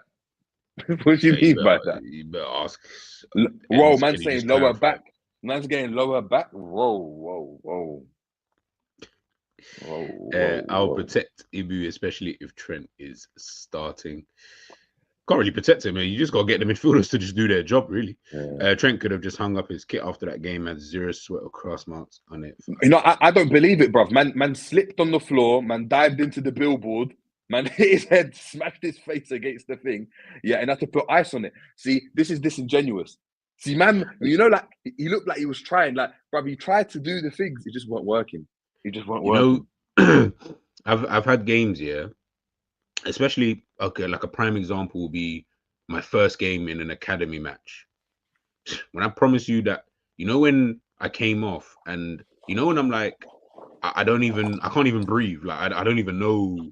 Well, like I'm looking around, right, this is the level. That's almost how I felt like Trent came off the pitch. Obviously, we know he's off the level, by the way, but just that's how I looked at it, and I was like, bro, I've been there. I've been there where you're just like, bro, what I thought was good when I was playing, say, Sunday League and with all of these guys, what I thought was good, bro, these men are making it look like, bro, that's shit, man. Don't come in with your Sunday League football. That's when you then got to start patterning up, and now I need to start doing better, and certain things I need to, etc., etc. That's exactly how I felt when he came off. Not that obviously he's not of the level, But I remember, I remember once I played a game against Stevenage, yeah.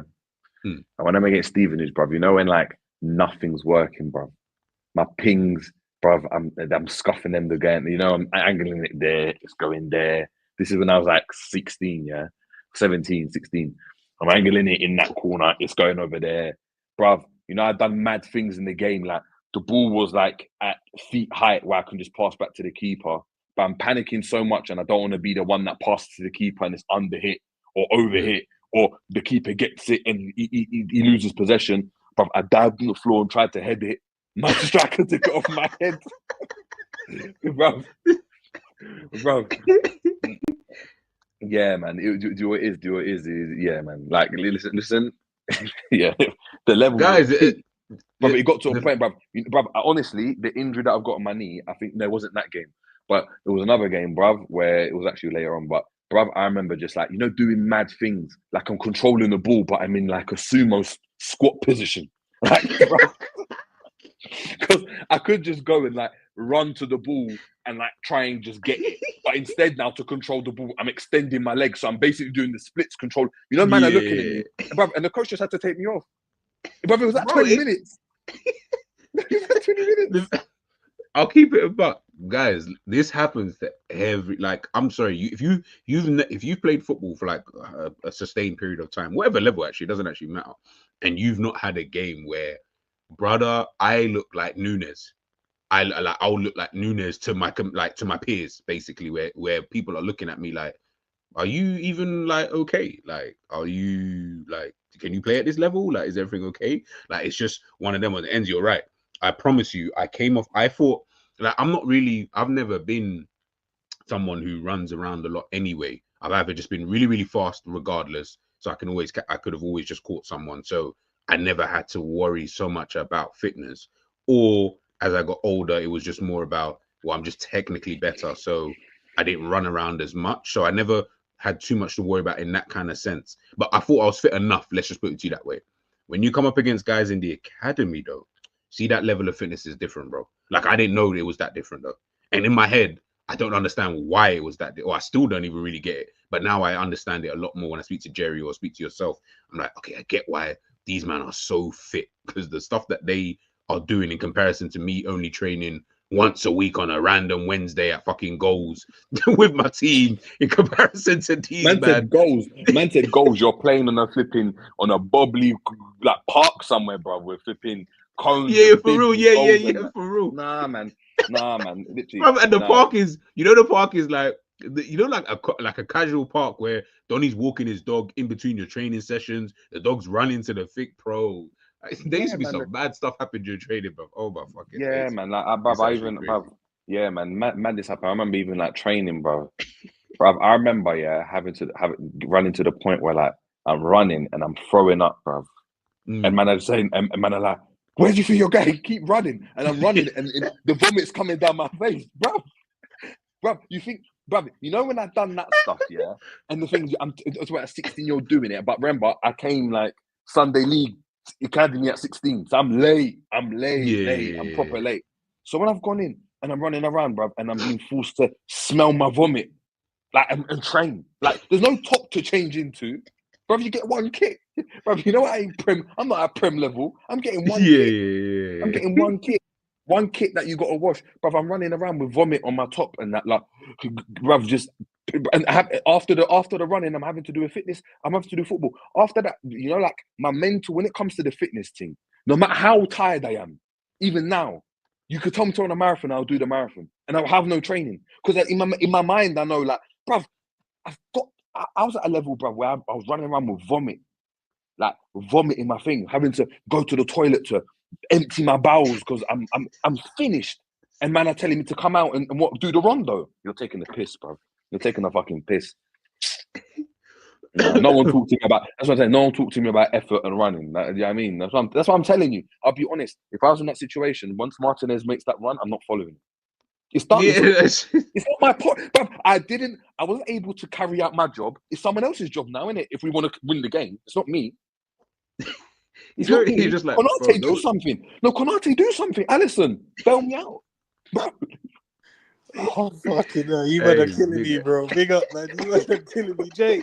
I said I was sitting there crying here because I remember them days when you have to go on them mad runs.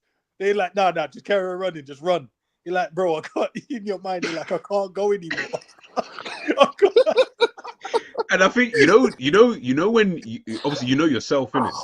You know when I cannot run anymore, bro. Like I know I can't run. If I run, my legs will fall off. Bearing in mind, by the way, when you finish the run, we're still training. We're not the run isn't just like it's not like we're doing the run and everyone go home, bro. We still got to do the drills after this.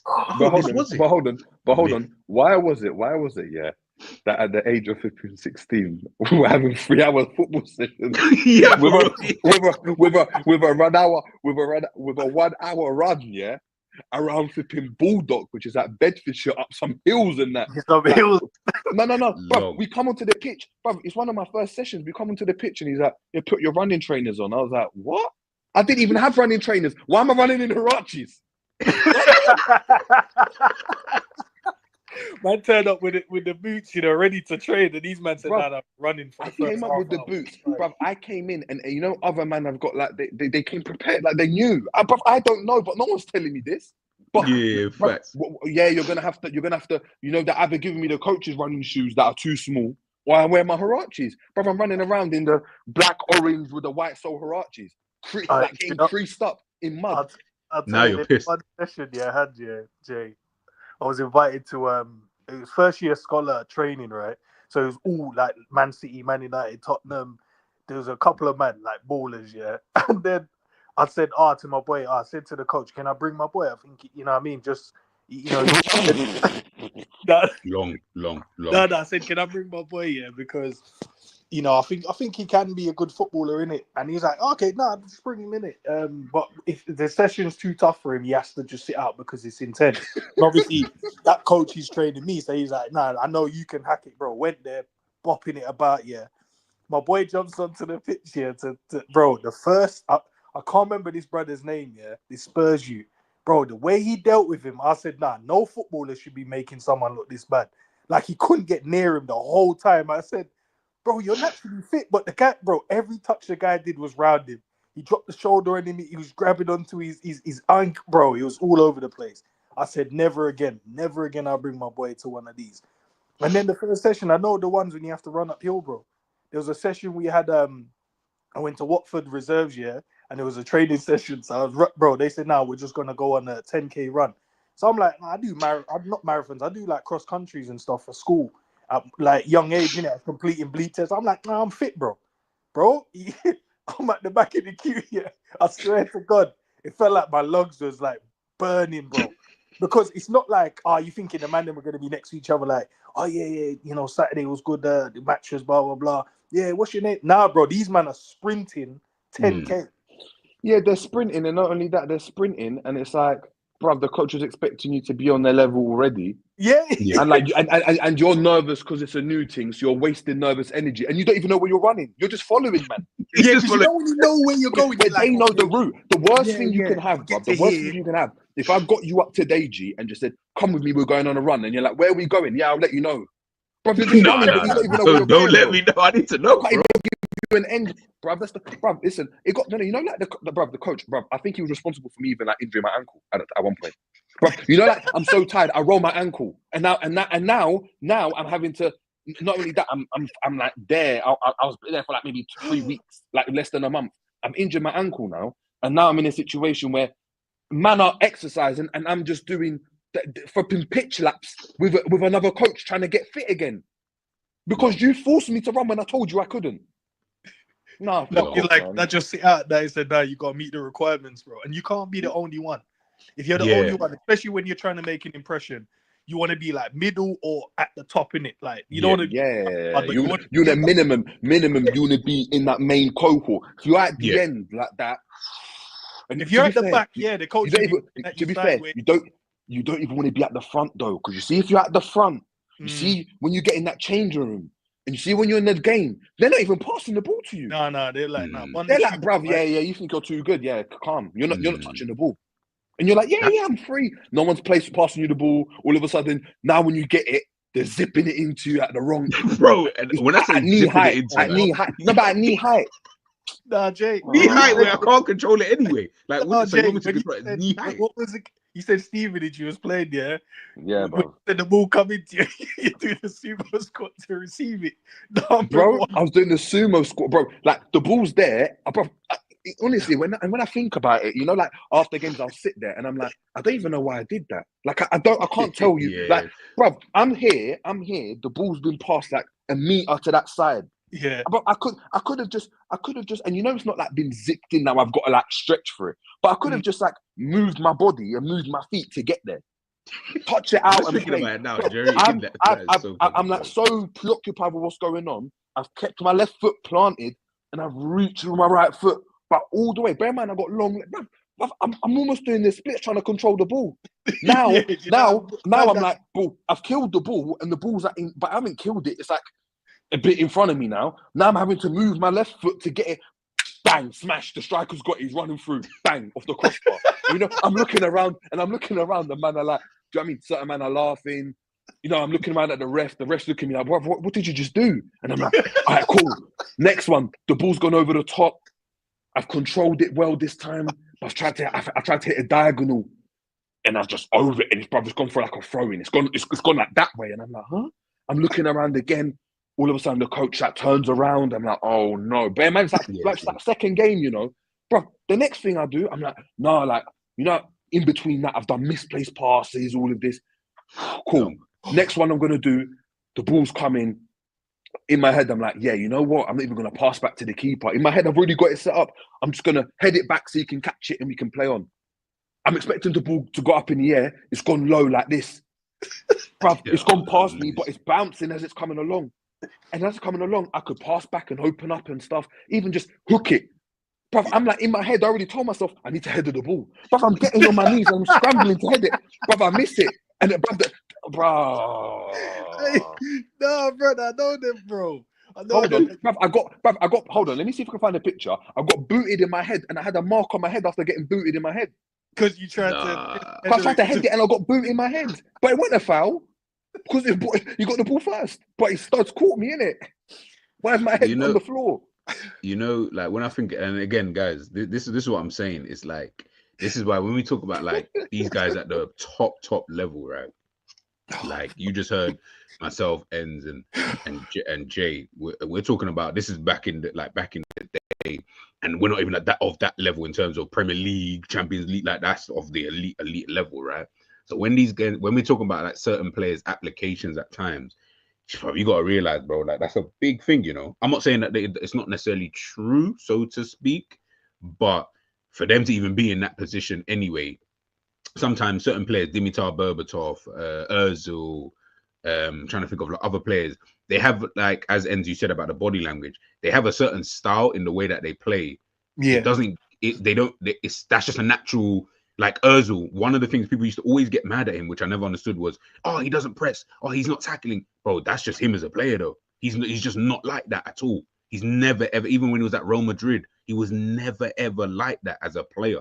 Do you get what I'm trying to say? And I think Trent has just never really been like that. We just might not have noticed it so much because you've got Henderson there who's doing that intense work for him when Henderson was about. Once Henderson's powers kind of, waned after a few years, now you're starting to think, oh, like we say about Virgil, and I've said it about Virgil sometimes, I think you just be a little bit more aggressive. But now I've just lived with, he's just not like that. He's never going to be that way. If he is, it's going to be the one-off where when Virgil slid the other day to block, maybe it was Garnacho or someone's cross into the box. Yeah, Garnacho, the cross into the box. I was surprised because Virgil never usually does that. That's how I know we were in a peak situation, because he never slides. Like, he will try to prevent that as much as possible. And because he's such a big guy anyway, it's kind of difficult for players to get the ball, around him for some weird reason. So when I saw him do that, I was like, yeah, that's how you know it's getting kind of peak in the game, and Man United are starting to get a bit of a foothold. So that's why sometimes I'm just like, yeah, guys, everyone's going to have like that off day, in it. Like, it is just one of those kind of things. And listen, if it continues, that's when you now have to start really having a conversation, saying, yo, like, Trent, you poor against United, and just poor against Spurs tonight, for example.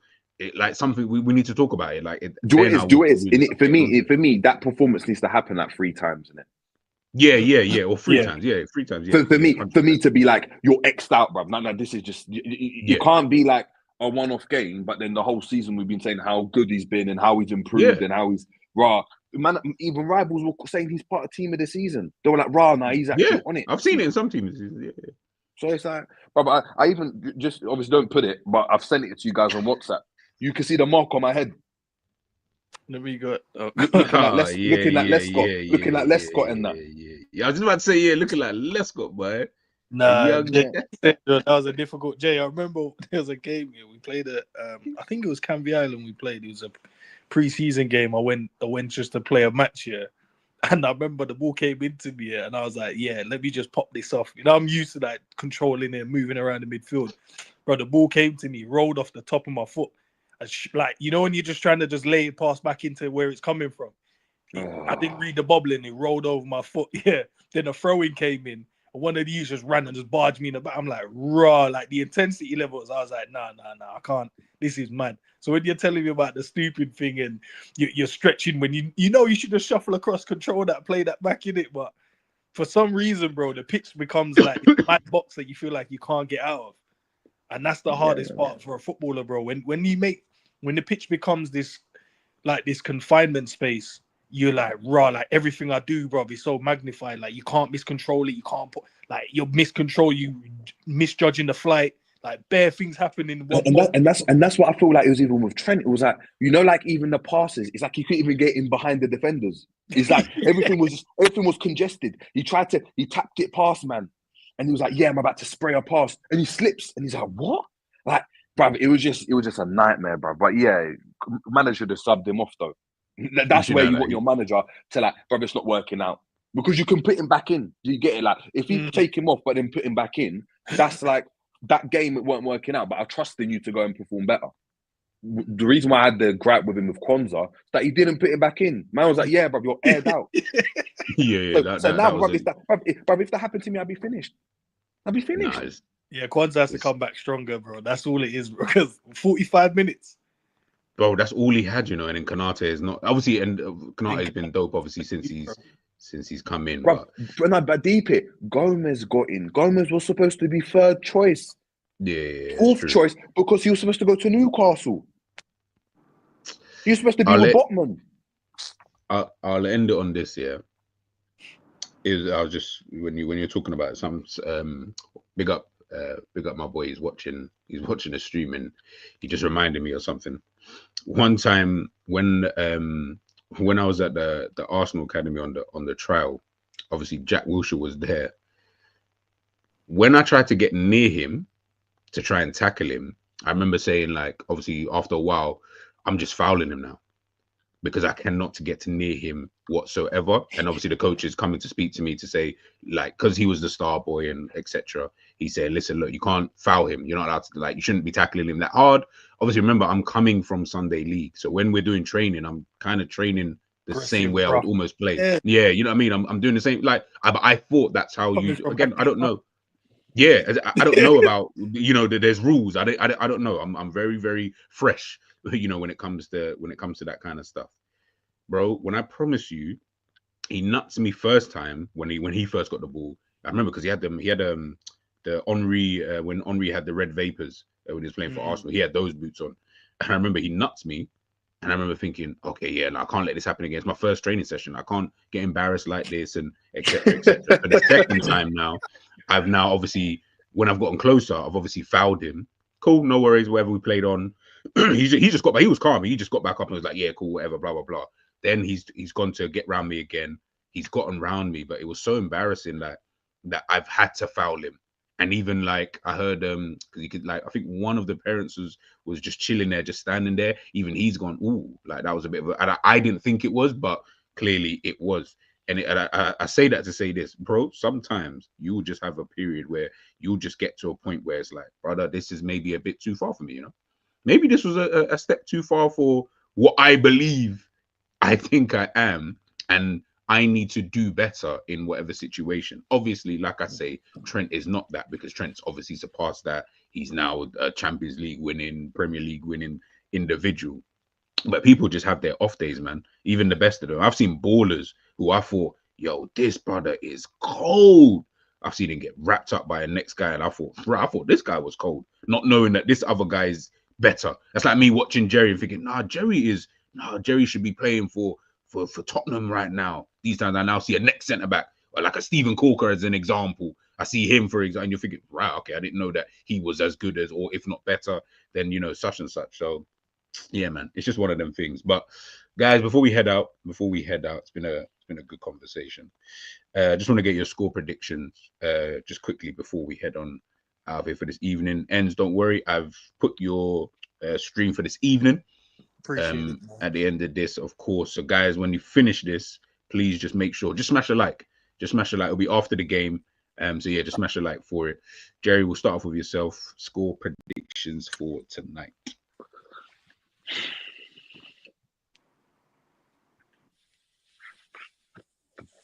3 or 4-2.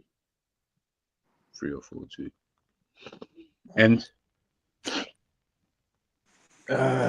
hold on, are we away? We're away. We're away. 3-2.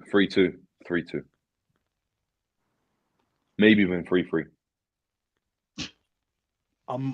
This is just purely off of, I don't know what lineup we're going to use. I think if we were using the main 11, I think want them, but based off of how many suspensions and injuries they have going into this game.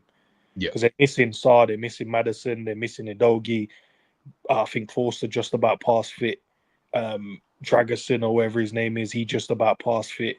Like they've got a lot of man that's out. So, but because we're mixing the team up, I reckon, I still think we can smash goals, bro. Yeah. I agree. I'm gonna go 4-2. I think we can see, depending on how and if it's like a proper, maybe like Virgil Kwanzaa or Kanate Kwanzaa or something. I don't know, even Wataru Kwanzaa, depending on what the manager. I'll go 4-2. 4-2. Yeah, I'll go with that as well. I think it'll be about 4-2. I think we do. I still think we beat them.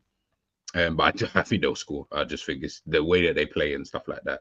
So, with that, Alexander saying 3-2 to Liverpool. Guys, if you're watching this on the replay, big up to everybody who's been with us for the last couple of hours. I hope you guys have enjoyed the show. I know I have. We've learned a lot. We've spoken a lot. We've laughed a lot. So obviously, you guys can use that for the rest of the day. As I said, you will be redirected over to Enza's stream. Just hit the like button for me, please.